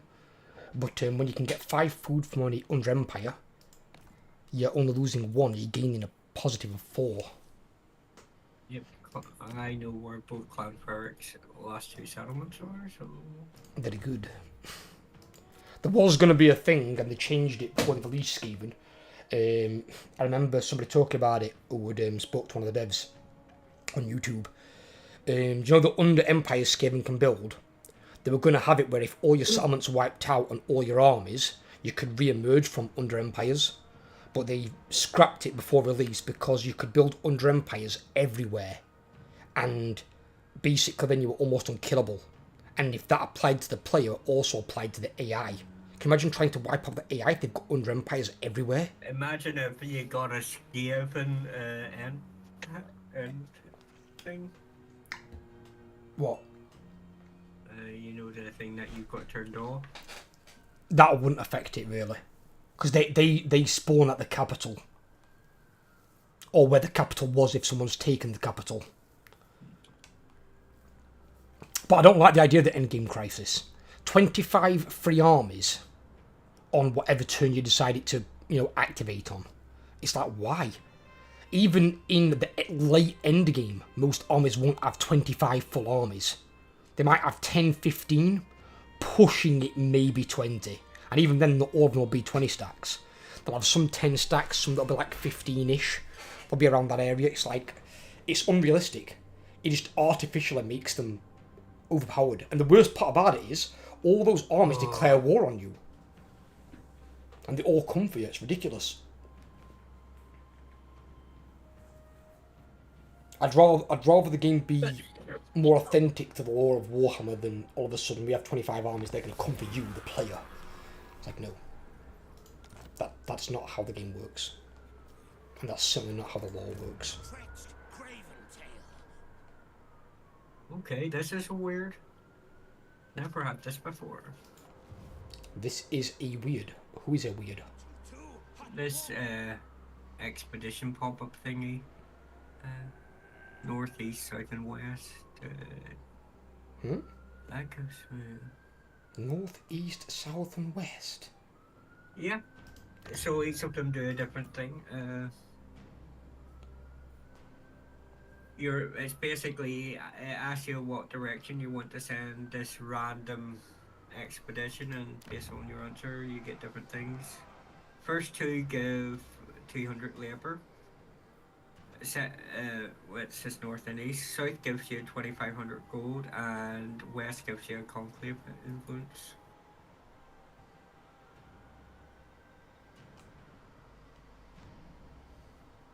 Obviously, I'm going to take the labour because My money just shot up. Why?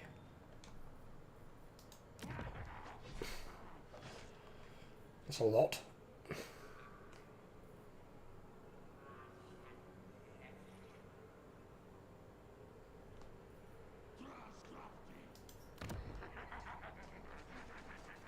Oh, probably because of that.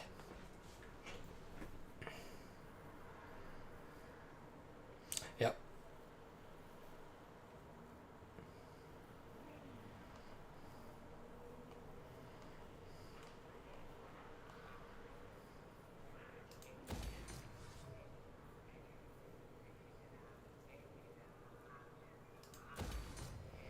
this got anything in here? Ashwood Mountains. No. So here, we could build the Storm Vermin building. What's Bone Gulch got, if anything? That's got nothing either.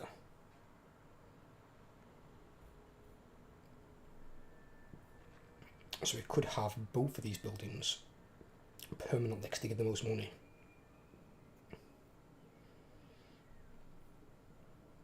Yes.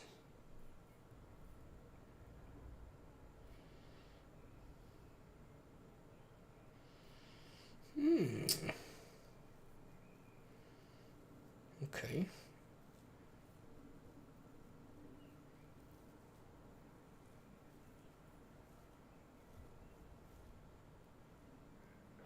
Or actually do want that. Because we do still need pack masters. We've not built one in here, have we? I don't think. Oh no, we have. We have built one in Darkhold.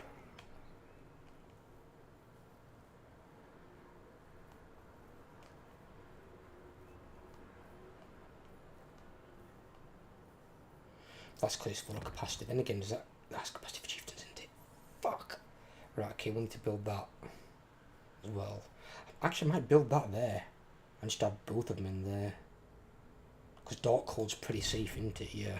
It's in the middle of my empire. Less likely to go for it.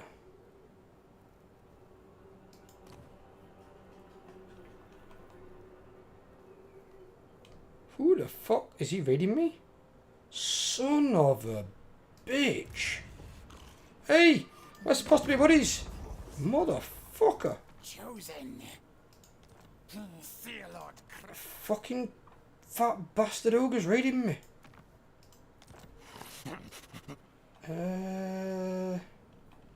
Ogre. Where are you, son of a bitch? You put a fucking encampment thing in my thing, didn't you? Is it these dickheads? It's him. He's got a trade agreement with me, this son of a bitch. And an aggression pact. And I can't attack him. Think about it, is that the same guy? He won't grease us for it. Think about it. What the fuck's going on for beer? No, it's Greasus. This big fat grease man. It's old Grease Daddy himself.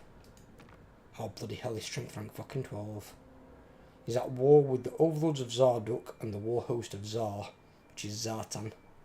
He's got trade partners with vampire counts and then Kislev.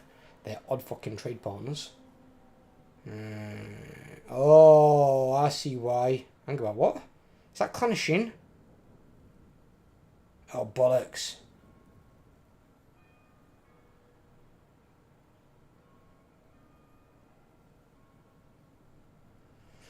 The main threat of Greasus Goldtooth is Clan of Shin, and he's pushing this direction towards you and me and the Chaos Dwarves. He's built a fucking encampment in my area and it's raiding me. It's only raiding me for 53, but it's raiding me. And creating a -3 public order. Yeah, I've got an idea, Greasus. Fuck off out my territory. Because I weren't sure I was going to attack next. I was going to go for the dwarves. But you might end up being numero uno on Uncle Tretch's shit list. My raiders.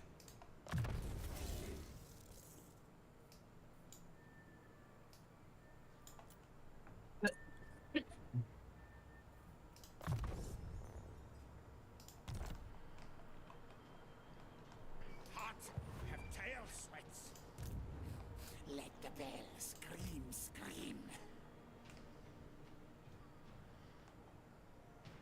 4 turns and I can start making infernal guards. Fight! Infernal Guard are good. Really, really, really good. Those units are just like, they just don't die. I've had battles with them. I had a battle the other day actually. I'm not sure if you've watched it yet. It should have gone live, and it was against a Skaven city with an army inside it as well. And it gave me a victory, a frick victory. But it said I'd take high casualties. I wasn't going to lose any units, but I'd take high casualties. So I thought, fuck this, because another army nearby. So I fought it. And guess how many dwarves I lost?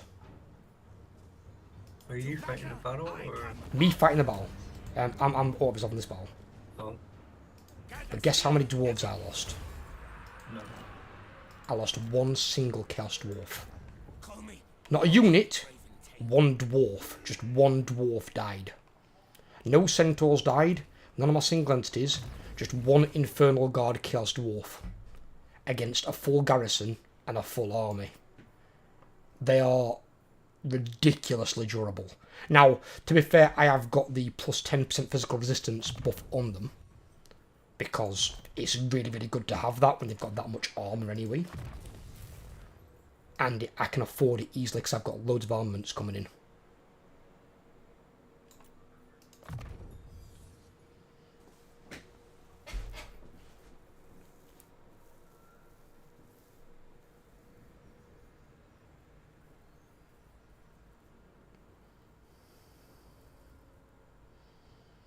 What the fuck? Oh. What?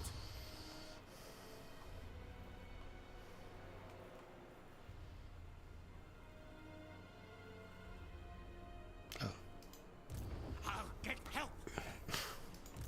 Far beneath an archmage.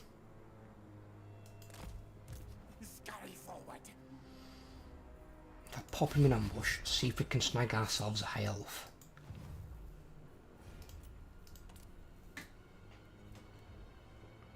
Oh, hey man, how are you? How's the stream going so far? Not bad, buddy. Sorry about that. I was just a bit distracted. I was trying to see what was going on. Not too bad. We're just trying out a first co-op campaign since the Chaos Dwarves got released. So Overlord's playing Astrogath and I'm playing Tretch. So I wasn't too far from him. Fucking hell, they can move far. I can maybe reach her. If I'm lucky. Maybe. One more. How's it going for you, buddy? I hope your day's okay. It's very, very warm here, so I'm drinking my beer. And I've got my window open. Because it's too bloody warm in this room, because the computer just chuck out some god-awful heat.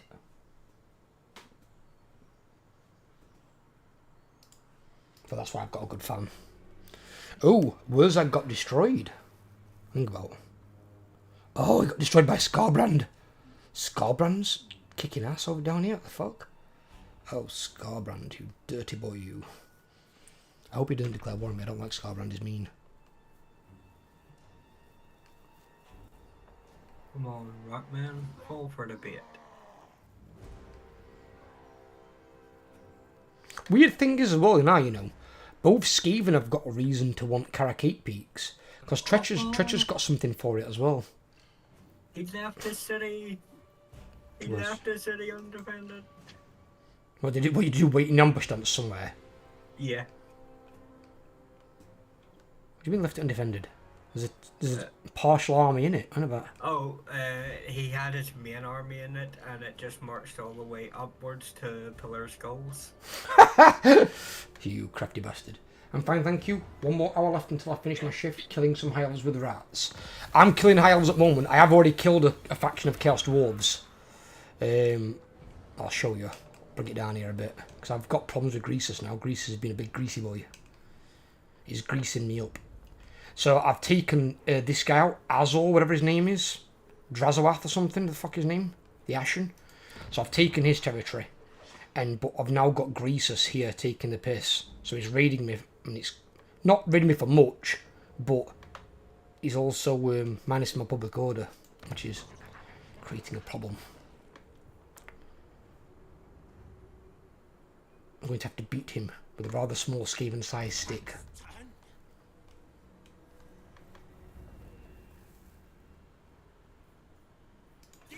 No. Angbat, is this in their territory? It's not. Where's their territory begin? Is that just there? Okay, I don't want to piss them off. I don't want to piss off this Skaven here. Because this Skaven here, fucking hell. Look at his army. He's got this second army of shit, and he's got this army. He starts with this army on turn 1. So he's got a goddamn Packmaster in there. 5 units of Storm Vermin, 3 Poison Wind Mortars, 2 Rattling Gunners, 4 gutter runners, a hell pit abomination, and 2 mutant rat ogres. That's his starting army. And then he's got Mazamun's Pride as a weapon, which is actually really good. He's got Armor of Destiny for a 10% ward save and 5% physical. And then he's got Talisman of Preservation. So this fucking Gracier's got a 26% ward save. Oh. So I am not going anywhere near that guy. And he's got a tier 5 garrison as well. Oh my god. I just realised something. Mhm.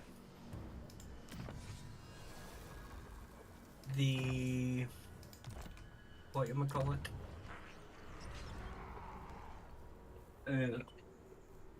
You know those buffs from the factory? They Buffs also affect your Gharfans as well.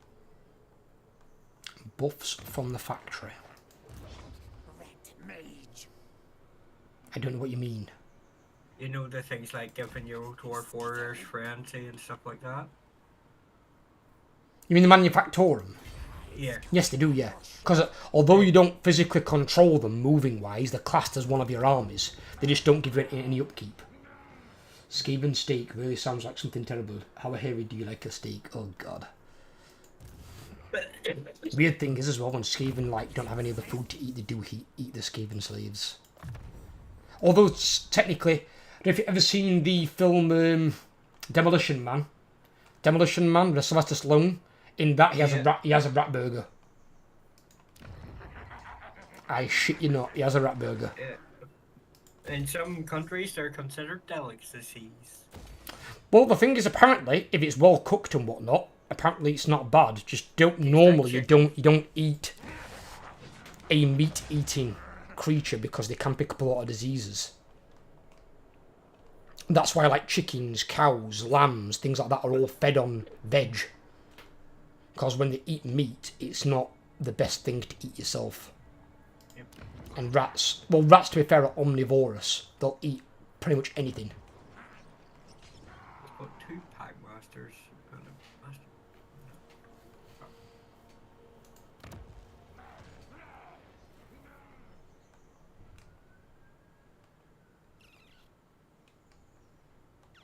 No, we're going to keep that.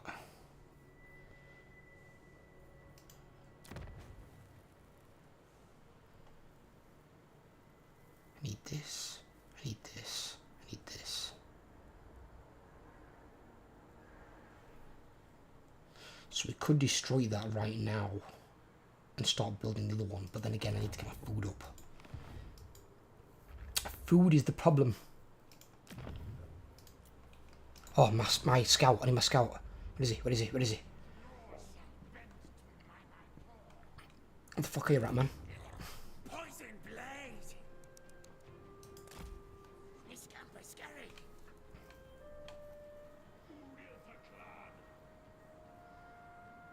Yeah, so normally Carrick 8 Peaks is a 3-way war, isn't it? It's fought over by Queek, Skarsnik and Belagar.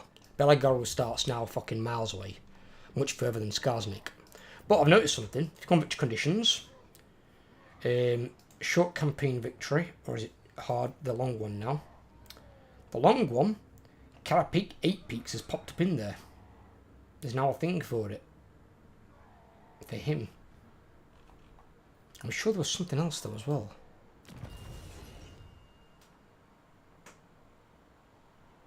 Ready when you are. Give me a second. Rat stick is not that bad in the right situation, but Skaven stick, rat meat, warpstone combined together. Fucking hell. Can you imagine like a rat with a stick that's got like a warpstone tip? It runs up and sticks it or something, it fucking explodes. Rat becomes like fucking just some hairy fucking chicken on the floor. And you just blow off like some giant's leg. All one leg.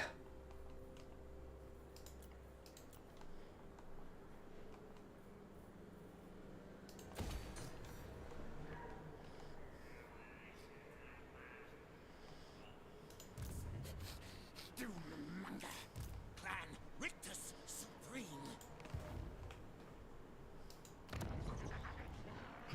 Okay. Looks like I might have to go back over the other side and fuck up Greasus after this. Greasus is being a pain in my ass.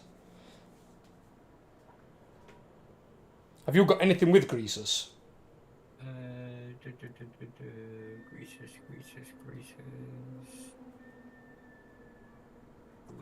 Go twist, that is... Nope, I do not. Oh, I am okay. currently deteriorating with him. It's probably because there's also Rat Suicide Bomber. Well, to be fair, they have those anyway, don't they? They have you Skaven slaves with warp bombs. Yeah, I've been on my turn. What they normally do is they normally have Skaven slaves, and they'll strap basically like a suicide vest, but it's more like a backpack on the back of like a Skaven slave like pack leader. So he'll go in with his unit, and if they start to break from combat, the Grey Seers in the army will usually hold the trigger to the backpack, and they'll basically... If you want, you can help out on this. Can you help out? I have to fight it. So they'll usually point it in their direction and press the trigger, and then it blows up that rat with the warpstone bomb on his back, and then he'll take out a good portion of an enemy unit. All the Grey Seer does, he just smiles and laughs. He's like, yes. Because he don't care that he's killed like 200 rats when he's wiped out a unit of the enemy, especially when it's dwarves or something like that, but like a dying species. He don't give a fuck about Skaven slaves. They get loads of them. I wonder where it'll pit the breaches this time around. When it did it for me, it was on the far left. On the far left side, at the side of the gate, is when I fought this battle. Because I went in on my centaurs. This is the battle that I fought, actually. Not this city, but this siege map, with my army where I lost one single Chaos Dwarf. But I had my completely flushed out army, not this army that you've got. Also, what sort of army are you actually building? Are you planning on keeping the Blunderbuss guys, or are you... Oh no, as soon as I'm able to... I'm still... I had to wait so long for the gold to build the building for the Infernal Guard. They're going to be replaced straight away with the Infernals.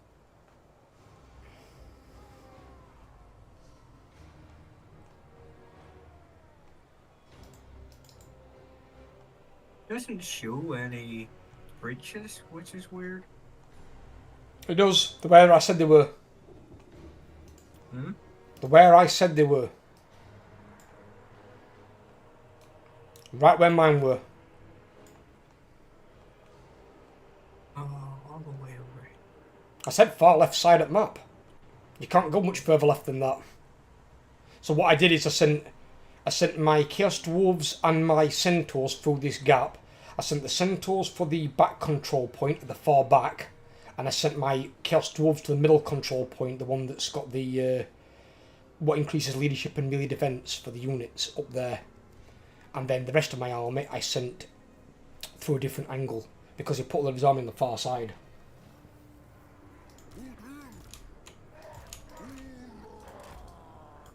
Oh, got the Centaurs. I love the Centaurs.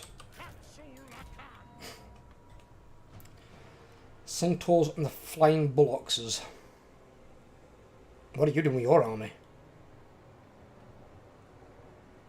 Splitting it. Okay. Why? If you're going to split it, I mean, down here on this side is not a bad option, because then there's a back passage straight up to the main capture point as well. So in case I get bogged down, if all the forces come charging my way, you can go that way. Go here, I guess. Here. You see this passage here up the mountain? Up this? Can you see my drawing thing, or can you not see this? Yeah, 1 second. That's actually somewhere you can travel your units. So you can travel up there and there's a bridge you can go across straight to the main capture point. So if you get over the wall there, you can either go straight to the main capture point, or you can pretty much go straight to their secondary one, because you just go up this little hill here onto it as well. Because you want to be aiming for these two capture points either way. That's still a quicker way to end the battle. Yeah. Otherwise, you've got to break the enemy army. Yep. Ready? Yeah, go, of course.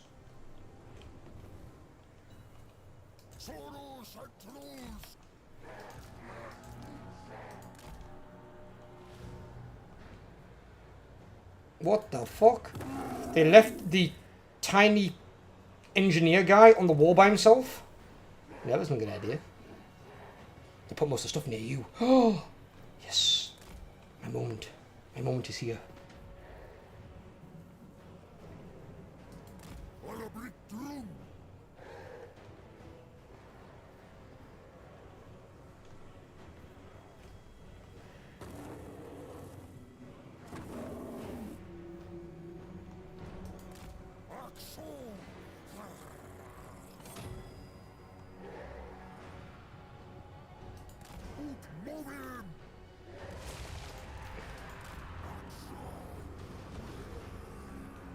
Why would they spawn their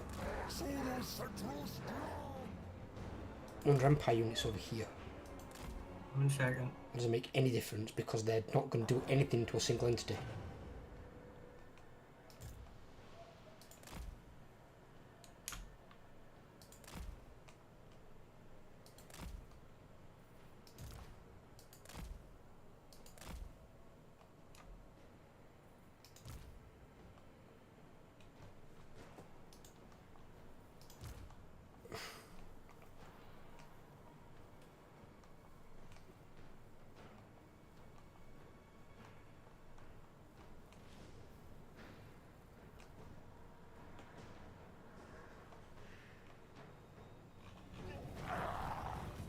Let loose the centaurs.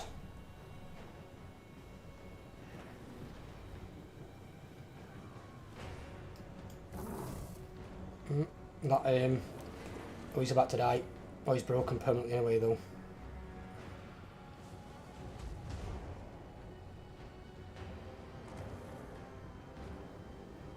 Yep, he's dead.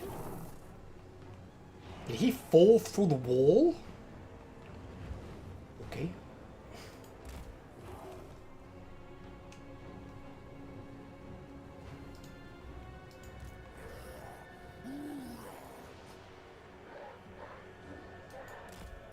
The hell kind of maneuver are they making?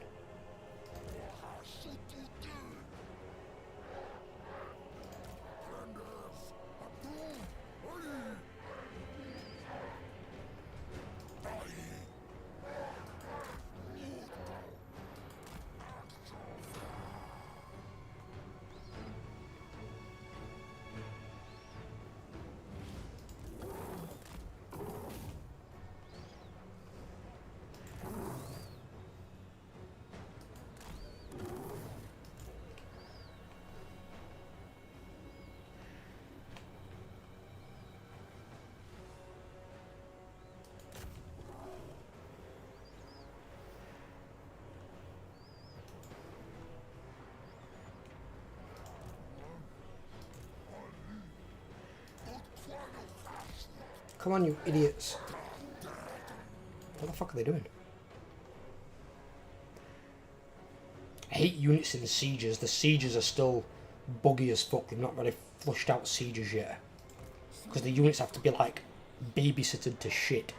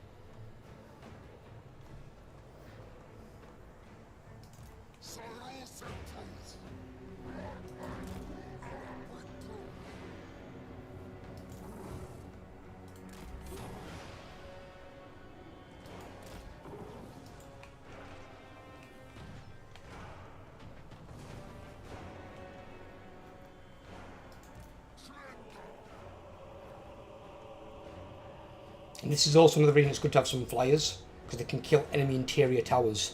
And depending on the race that you're playing against, Interior towers can be okay if they're like the basic missile ones, but if they're really good ones like Slanesh or Nurgle, fuck me, you want to destroy those fast because they do a lot of damage.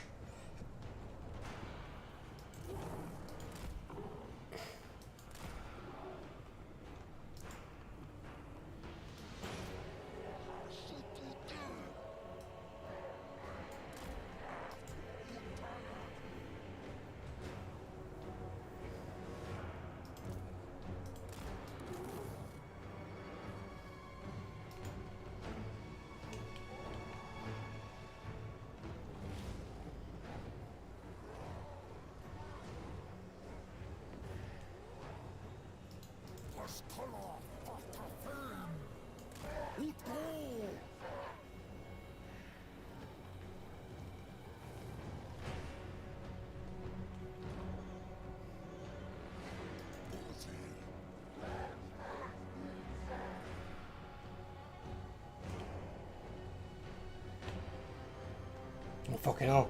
The Skaven are amassing. They're coming. I know the feeling. They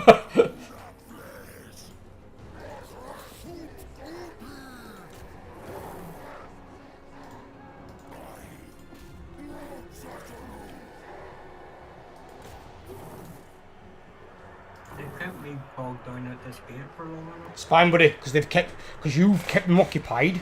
I've taken the 2 main capture points for you. You notice the green bar filling at the top of the screen? Yeah. That's very green, you win. I've already killed one of the heroes, I'm now killing their lord.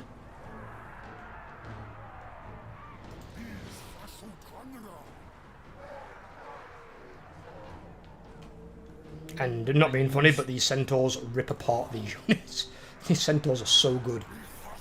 These centaurs are basically like Chaos Dwarf version of Minotaurs. I am going to borrow that Drake that's doing nothing. What? Drake? That was depending on my capture point, but okay.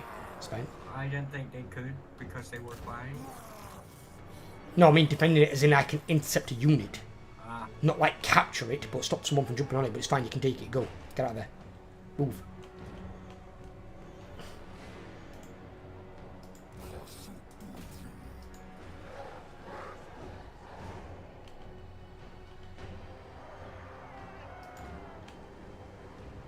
As it turns out, Skaven Master Assassins don't do well against monstrous creatures, because that bull is currently taking a giant shit on him.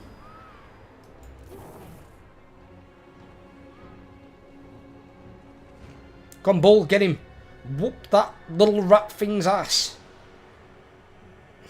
Give him 2.5 tons of bullcock.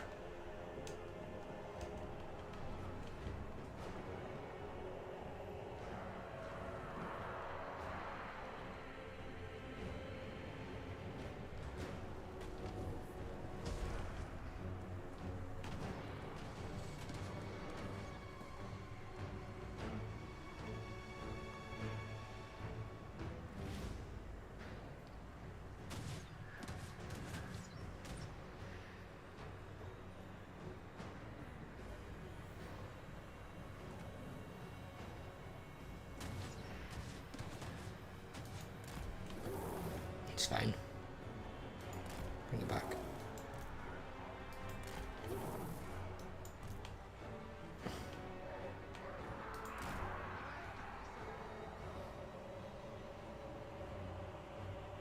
What is this? Oh shit, they're anti-large infantry. Fuck, fuck, fuck, fuck, fuck, fuck, fuck, fuck.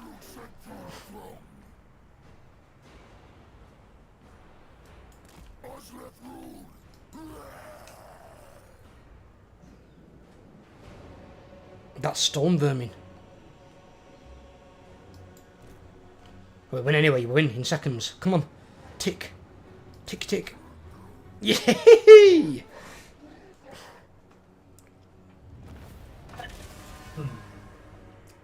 Oh, Spectre my ass. Hmm? No, but it would have been if you would have attacked the city auto-resolve. Auto-resolve now are very strong for cities because they've got the walls, the interior towers, and to be fair, they should be. They should be strong. But that's auto-resolve. So my Lord Nefer, my Lord never lost his divine shield. His barrier. So, yeah. Yeah, I what still was- find it funny that he's got a barrier. You can, because he's a spellcaster. Why do you think he's got mechanical legs? Because if dwarves cast too much magic, it's weird, 'cause it's not part of what their deities have said, because they've got different gods they believe in now. It's part of their genealogy makeup. Basically, if dwarves cast magic, they turn to stone. They start to petrify over time. That's why you'll never see the normal dwarves use magic.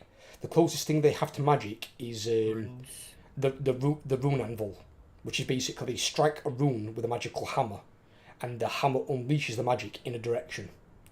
But it's not actual magic, it can't miscast, because it's not using the winds of magic, it's using the runes. And the runes might have a cooldown time, but they don't require mana either to cast them. They don't require like winds of magic, because it's just a rune, it's self-activating. But that's also why it's not as strong, because most magic is untapped. It's like raw chaos makes magic, and that's why it can do such fucking ridiculous damage. But it can have its drawbacks where you can miscast. I mean, the miscasts in this only do a bit of damage to your hero. The miscasts in the game was so much more fun. Like, I had a miscast when I had a sorcerer in my corner, which I shouldn't have had, to be fair. But I cast and divided sorcerer, and he miscast, bounced in the direction of my chariot, inflicted a strength 10 hit on himself, so he took a wound, but he had 2, so it's fine, and he did a strength 10 wound on my chariot. The problem with chariots is, because of the chariots, if they take a strength 7 hit or higher, they're instantly destroyed. So he miscast the first spell of the game and bounced into my chariot and blew my chariot up. That was worth twice as much as the sorcerer. So I learnt my lesson from that point forward. Don't take any sorcerers in your Khorne army. Khorne wasn't happy with me.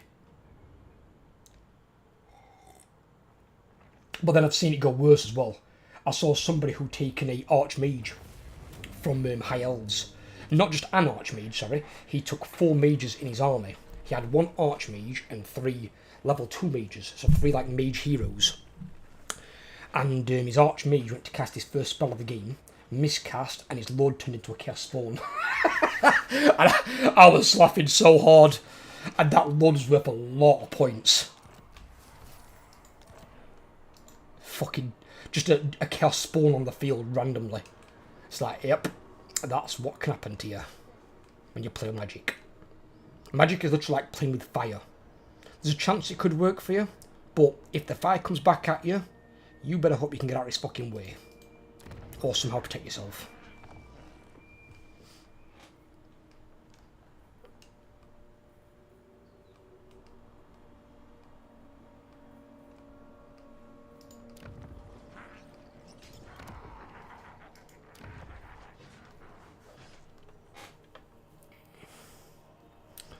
Why is the public order here so ass? Alright, okay.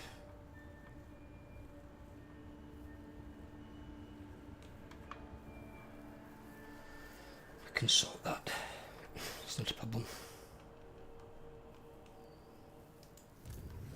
Let the bell scream. Clan Rictus supreme. Oh bloody hell, is that going to dob before I get there? Is that your turn over? Yep.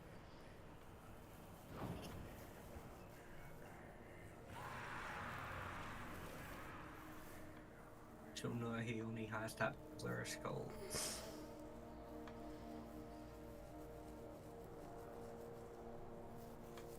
I can't take Naga Shizar because other bloody Skaven have got it, and I'm not fighting that fucking Skaven army in that garrison. I'd need 2 decent armies to even attempt it.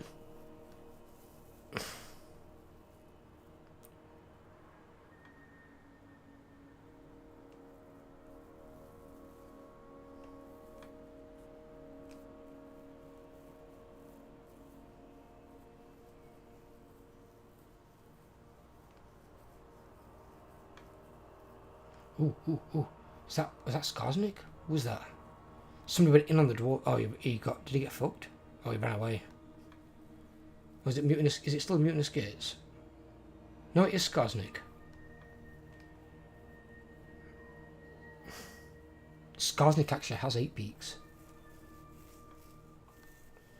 Oh, fucking Iron Face is up here. Fucking Iron Brow. Mr. Mono Brow is up here.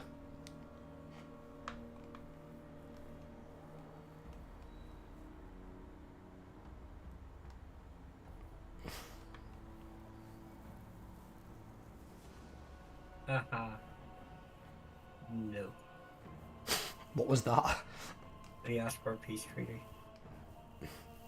It's funny how the AI does that whenever you're beating the shit out of them. Sometimes it can be worth taking if they've got like a lot more settlements to destroy. If it's like the last settlement or two, it just ain't worth it, just take them out.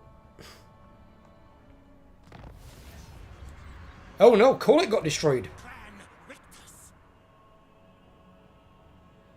Undercity discovered Karakate Peaks. Huh? What does that even mean? I haven't got an Undercity under Karakate Peaks. Or is it because my hero's there? My hero discovered one of the Undercities. Okay, fair enough.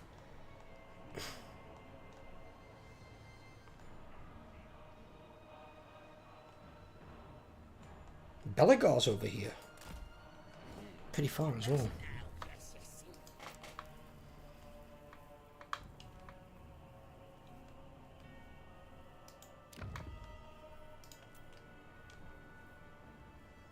Right, that's built next turn, which will give me 2 more food. Which will give me 5.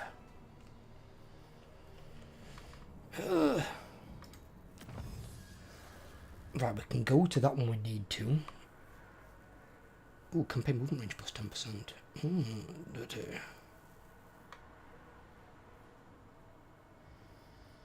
But we need to start getting rid of some of these, don't we, really? Yes.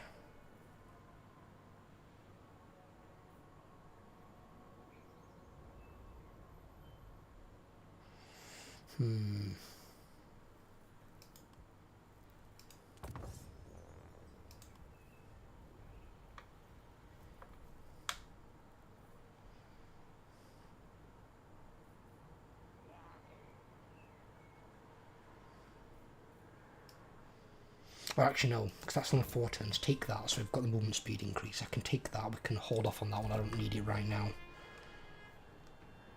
But 10% campaign movement range is pretty good.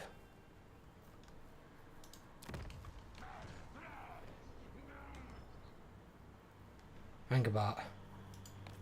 Where'd that fucking elf go?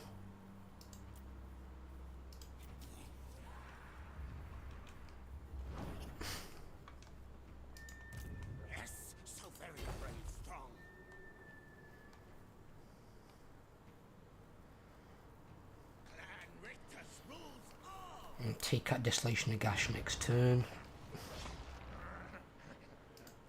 Yeah, we're never going to get the thing on that anyway, so we need to do it. These might just gear towards money. So if we build that and one of these, we need that in one of them though, because the control is not going to hold out otherwise. I don't think this has got anything, it doesn't. What's this thing?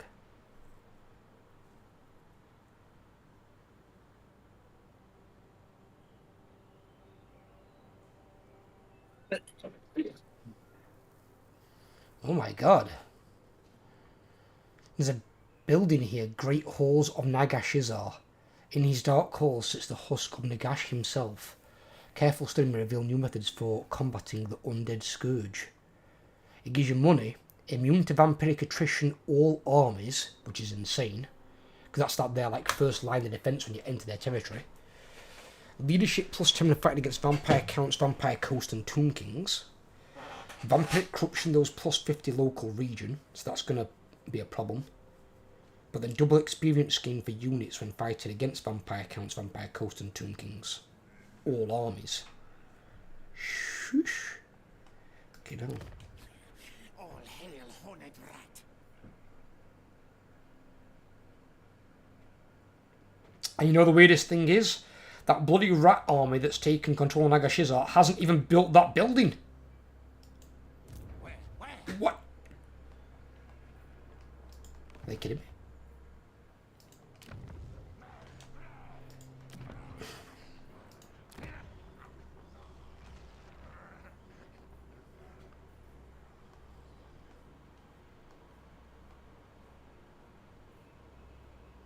Oh, the units are way more expensive again.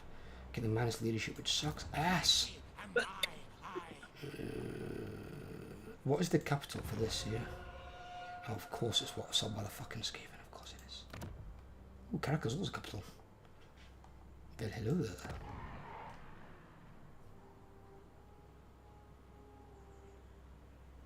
Do we get a finger here? What the fuck?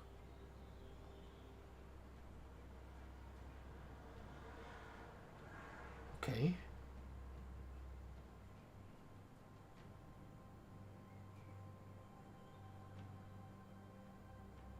Not bad.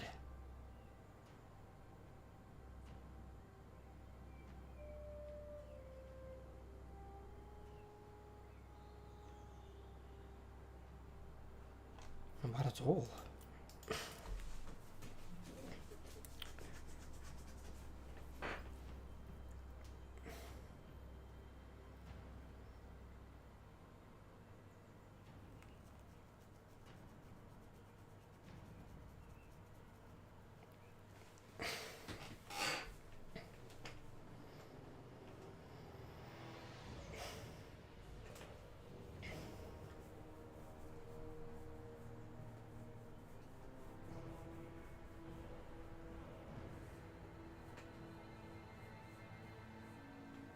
I think 100% they're bringing Nagash into the game for the vampire counts.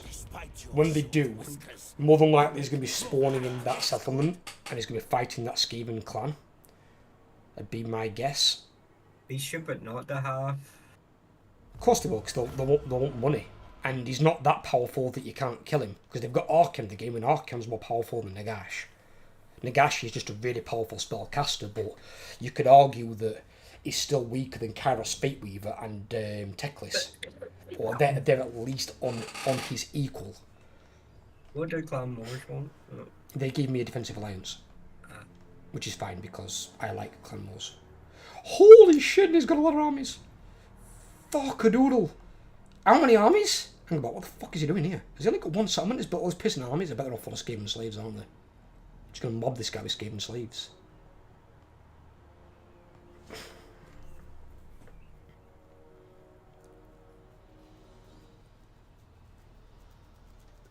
Oh, we're down to 110 armies left in the game. Factions. Factions, armies, potato. Potato, potato? No, there's no potato, potato in that one, young man. Fucking potato, potato not. Fucking 110 armies. There'll be a lot more than 110 armies roaming this map right now. I can guarantee you that. Otherwise, that'd be one army per faction. Fucking Clamp Creek down here's got about 7 armies and he's got 1 city.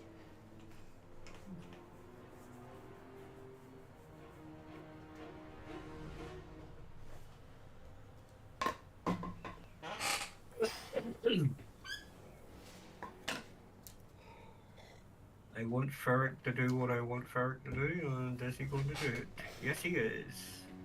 That's a good boy. Take him. I knew you were going to take it. Take him out. Kill him.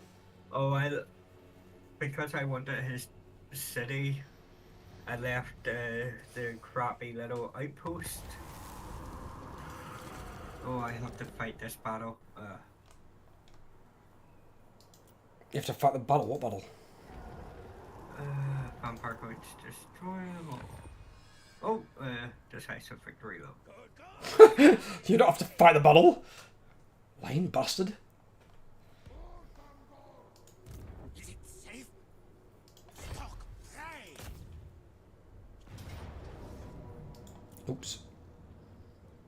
I'm watching this anyway, so you're fine. I'll lead from rear. My mask on all loot. Paxton.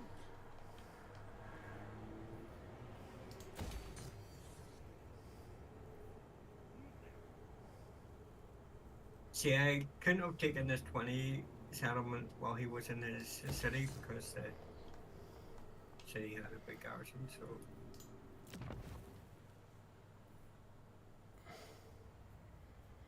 I get the feeling as well when Nagash comes into the game, he's not going to be too happy with the Skaven. Because the Skaven are technically the ones that gave the Tongue King human nation, so Araby, they gave him a weapon to kill him. Because they created for the wielder of it, they created him a warpstone dagger, made from pure warpstone. But it shielded the wielder from any spells. So basically spells were useless against the wielder of this dagger. And since Nagash at the time was basically just a necromancer, he was a very powerful necromancer, but necromancer nonetheless.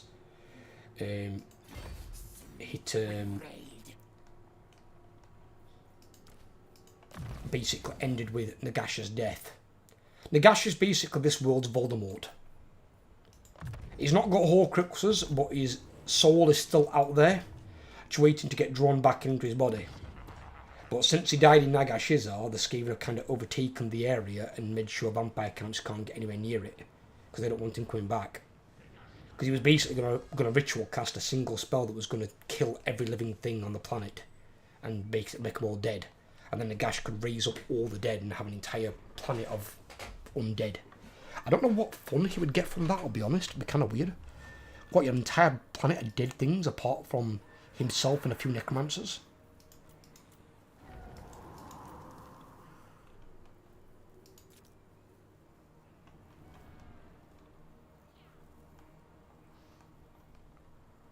Right, I'm raiding there for some food so we can try and get our food back on the up.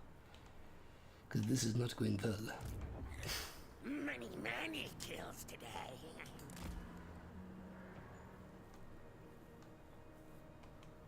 Holy shit! Overlord, take a look at this. It's got 9 million fucking Skaven slaves. Yep, that is. Fucking hell. He's got 3 armies of them. Literally 2 of them are just shit. But as we've seen before, if you've got a decent leader, particularly in this case a Grey Seer, with decent lore and magic, you can just throw the Skaven lives away easily. Although, what's happened to these chieftains' faces here? Looks like half the jaws showing out the face on this unit guard.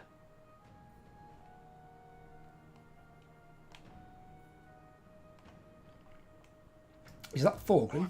No. It's just an idiot Rune Lord.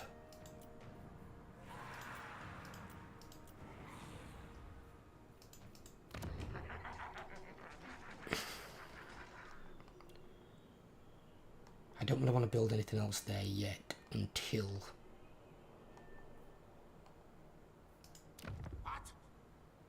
Oh God, this is going to be a nightmare to maintain this stuff. This is just to kill Emmerich.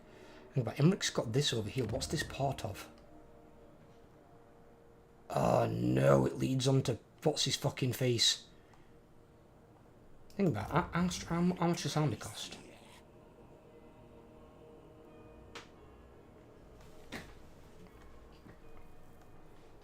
I was just thinking I could get another army, but I can pretty much max this army out when I next get a chance.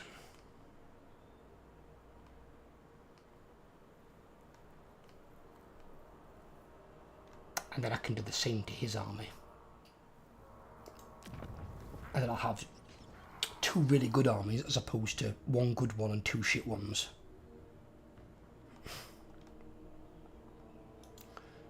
I need thingy don't as well. I need 2 turns. Yeah, I need that. I need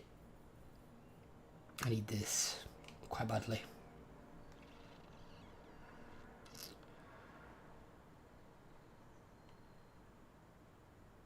I need to get it above there. Oh, it's because it's above 100, isn't it, on the thing? Then again, it goes by percent. No, it's actually fine.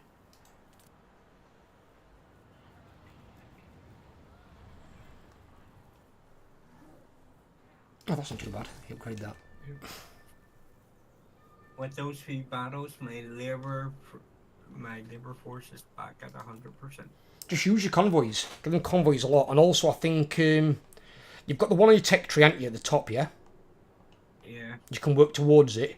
But if you look on your seats, your council seats, I think it's the 2nd tier. One of them, I think it's on the right-hand side. Gives you access to another convoy. Yeah, So I know. if that one's fully upgraded, then you can run 3 convoys. 2. Well, 3 if you have the research.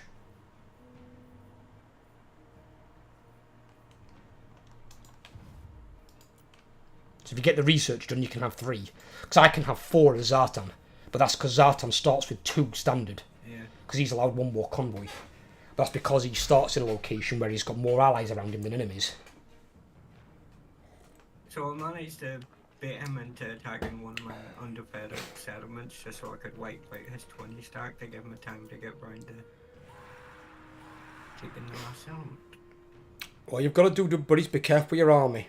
Make sure you've always got a scout in the region. Even if there's not a threat right there, make sure he's scouting a bit further out so nobody comes out of nowhere and fucks you over. Because the biggest threat to you from there, if you get military access with Wolfric, you're probably better off pushing into Kislev. But the other place you could do is come back and help me against... Well, I'm going to have to come back anyway to start recruiting the other units. Well, that as well then. But then you could come back and help me against Greasus and Cathy. Because more than likely when I declare war on Greasus, he's going to get poured in. This is Volkmar. Volkmar's on the side up world in Southlands, and he's asking me for a gift of 960. And he said if I refuse, it declares war. Yeah, bring on the war, bitch. You bald-headed fuck. You ain't getting no money out of me. We're the rat men. We've got plenty of hair. Be ashamed, Volkmar, of having no hair. You do realise...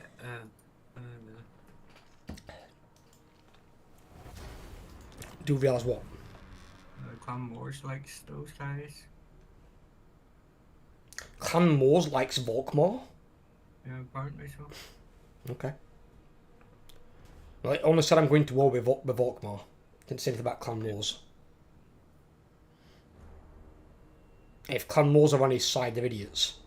They can't maintain relations with Volkmar indefinitely, because he doesn't like the forces of evil. The only reason they probably like him is because he's been fighting bad guys the entire time. He's been fighting vampire counts, he's been fighting Scarbrand, been fighting Greenskins. So by fighting all these, his relations is going to go up with the good guys in the area. That's how you used to get Clan of Shin military alliances with dwarves back in Warhammer 2. It was stupid. Because they both have Grimgor in between them, and the dwarves super hate Grimgor. So when Clan of Shin start attacking Grimgor and doing damage to him, the dwarves loved him for it. So the dwarves were like, oh, do you want a military alliance? Yes, something that would never happen in a million years. See, I think that's where you probably need to draw the line a little bit. And be like, if you are complete opposite factions, you can't get a defensive military alliance. You can get non-aggression pact, but you can't go further than that. Because it makes no sense seeing Skaven being allied with humans, dwarves or elves, or even lizardmen. They're the polar opposite, they're complete good guys. It's like finding the High Elves out military allied or something with Archeon, who's basically the ultimate evil.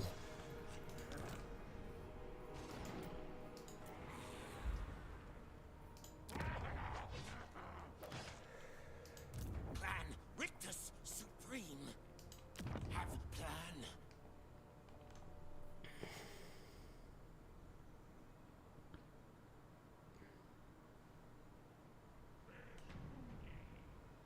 Oh, bugger.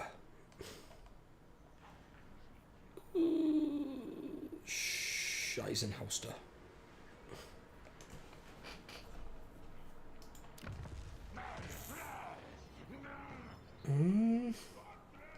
That's built next turn. Right, that should solve the public order problems there. What have we got over here? That's miles away from rebelling, so we're fine. That's still got 73 turns away from rebelling, so we're fine there. I'm gonna kill this fucking guy when I get a chance. I'm not upgrading that yet because it's too much. Reduce that cost down. My raiders.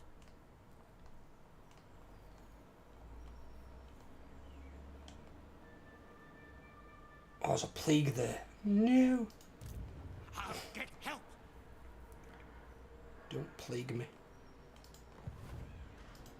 Beyond even quiet. I have Sea Lord approval. far beneath an archmage. Okay. Master of Seers.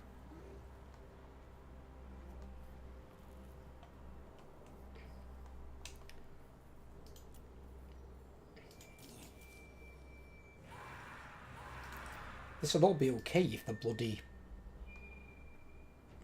building that I built would give me The harbinger of doom. a free undercity. Where is...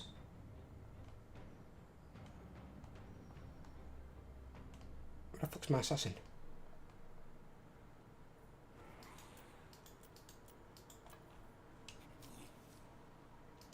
There, fucking hell, can't even see him, I'm blind. His grey banner blended in with the grey mountains. Move again soon.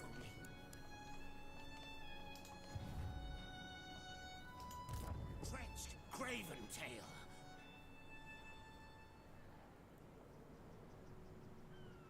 Oh no, he's got an army there. That's where Imric's going to be. Oh, bollocks. It's going to come from that side. Tretch is ready. The hell is that noise? Have a look. Follow me, Lord. What? What's that noise? Probably the assholes shouting outside. Is that what it is? Alright. Can't really control that. No, it's fine. I just wonder what it were. Sounded like someone was in your apartment shouting. I was like, what the fuck? Who's this?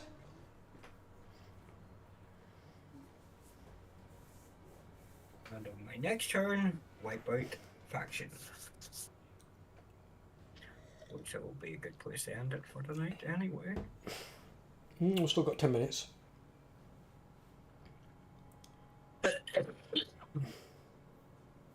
Oh, bloody hell, that plague is spreading, it's coming towards me. No! See, as it's a plague, you shouldn't be worried by it as Skaven. Because if it's a plague that's brought by through chaos, it wouldn't affect you.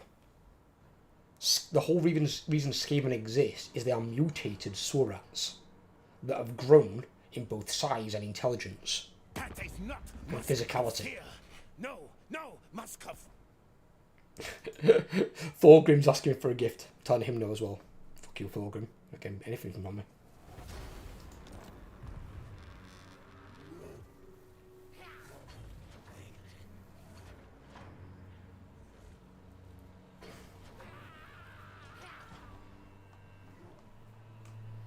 I don't know why these people keep thinking I'm going to give them gifts.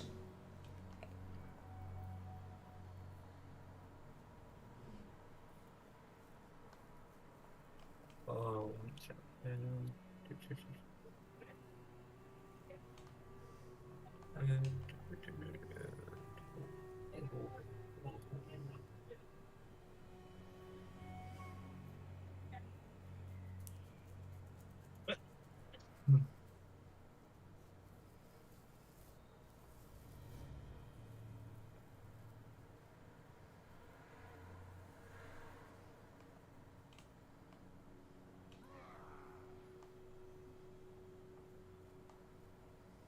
oh, Norska, military access. Yes, please. That's what you want. So at least now you can walk through his territory without pissing him off. Well, I did trade him in a settlement a few turns See back. how long my tail is. Then Think about why am I still being offered peach to buy this backpack guy? I thought we were dead. Oh no, I said this turn coming. I take the last settlement. You just offered me 2,000. And then I have to go deal with her. Huh? Turns. Well, I mean, Lamian? sisterhood. Well, their problem still? Yeah.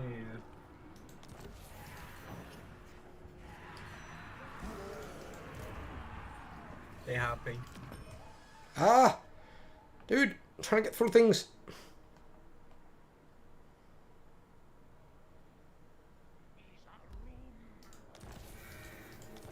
Conflict destroyed. Get rid of those. What's this? stay here. You leveled up. You did.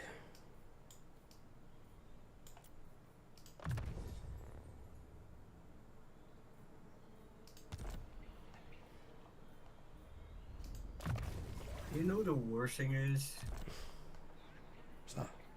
there's one settlement in this entire province that I don't own. I'll have to try and trade for it. Trade for it or whatnot. It's alright. Military. Yes, recruitment clause. That's 10%. Thief in the living night. I say moving.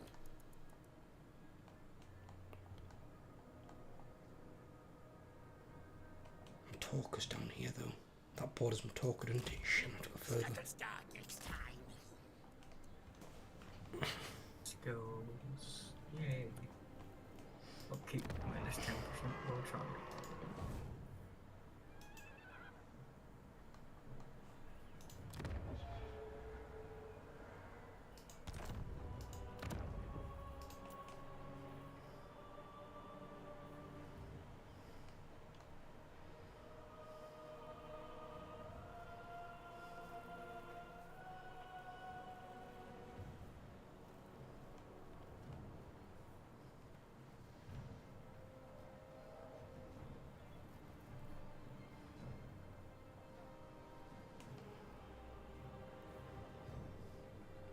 Income gained from under Empire income, 193. Because I'm stealing money off the Empire.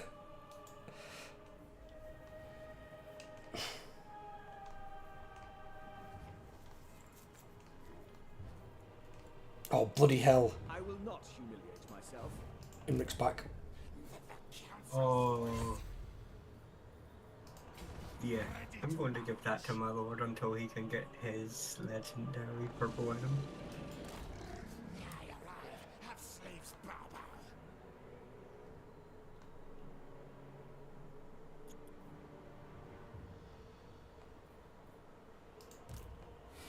Luckily his army's full of spearmen, so it's mainly shit, so I'm fine.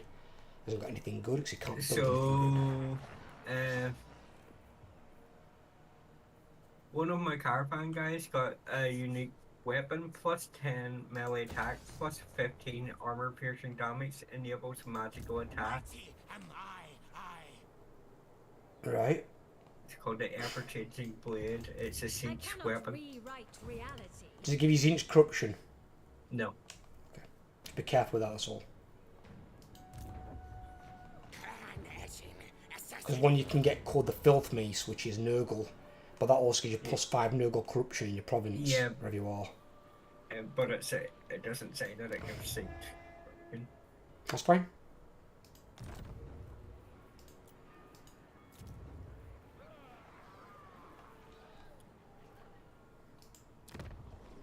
Right, that's upgraded. Marvellous. That was this turn, wasn't it? It was. Yes. Right, okay. That's still negative for some reason. Fuck. Right, okay, it's weird. Alright. I don't want to pay that much, but I kind of have to. Right, that's only 1,100. That's not too bad.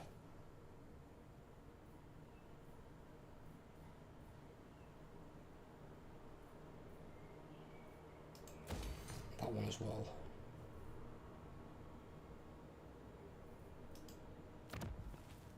Need that, don't we? Yes, we don't need this. Get rid of that.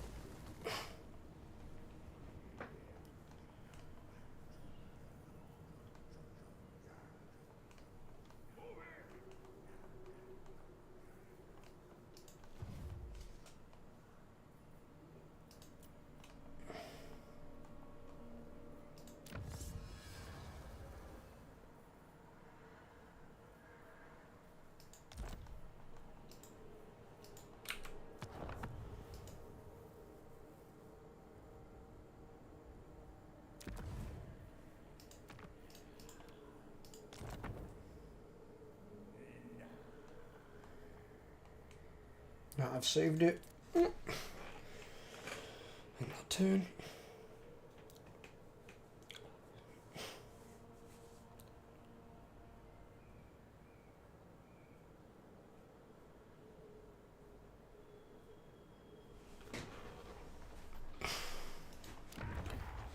The Fortress Vorag. Oh, we've got a strong garrison in there anyway. Well, I guess I'll just have to settle for not having a commandment in this area. I've not in some of mine. Some of mine I won't have. Because like I can't take Nagashazar off them. They've got that incredibly strong army, plus a full garrison as well. So I'd need at least 2 armies to have a crack at that. And even then that would be a long fight. And that bloody Grey Seer in there's got a 26% ward save. I'm not fucking around with that. While he's not dangerous in combat, to kill him would be a fucking nightmare. I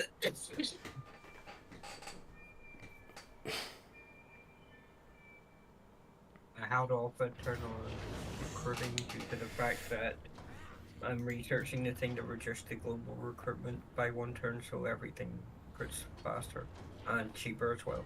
Right, okay, this is high casualties. What do we lose? We lose fucking everything. Okay, that's no good because he was on Storm Vermin. And we lose pretty much all the garrison as well. Yeah, we need to fight this one.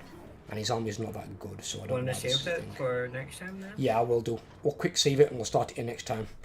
So this will be basically leading on to a new turn for us because I've got to fight Imric's army. His army's garbage. I don't know why it's saying you need a fucking victory high casualty and lose all that. Because what the fuck are these spearmen going to kill? I've got what? 4 units of storm vermin from the goddamn garrison. They'll rip them to shreds. His army's shit. I think it's because it's Imric. Because Imric's in there and he's level 23 and I've got level 17 Grey Seer. Rip his army apart. Right, we shall call it here. It's been quick saved. It's all done, so I'll be back next Monday for the continuation of this one. But between now and then, I've got my Zartan campaign, my Throg campaign. Both of them are coming towards the end. When they're completed, I've got a new campaign to unleash for you guys. A new way to play the Immortal Empires campaigns. It'll make it a bit more difficult for more veteran players. Newer players can try it if they want. You mean you could try it in like easy or normal difficulty or even hard, see how it works out, but it's more tailored to like people who are playing very hard legendary, because it's to give them more of a challenge but authentically, rather than the end game crisis, which I think is garbage. Personally, the end game crisis, they can just take it out of the game and put it in the dumpster where it belongs. It doesn't appeal to make the game like difficult in that way. It's just like, here's 25 free armies that are going to declare war on the player. It's like that. No, it doesn't make any sense. It's stupid.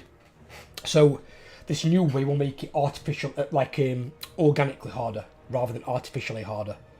Because you haven't got to activate anything. You've just got to do one certain thing with a certain set of rules, which I will put in place. But I will let you guys know closer to the time. There are some that know like Overlord already, but not many. Only like 3 or 4 people know. But I will unveil the idea later on. But it's quite a doozy. And it's really, really good, actually. It's really entertaining. Because when shit starts to get spicy, you haven't got a great deal of confidence when you see 3 or 4 factions bearing down on you with 420 stacks. You're like, oh dear, this is not going to end well. I think that's an appropriate remark to you mentioning my name in that comment. Indeed it is. But right, I will catch you all soon, and Overlord, I'll speak to you in a bit. Alright guys, everyone, take care. I will catch you on the next one.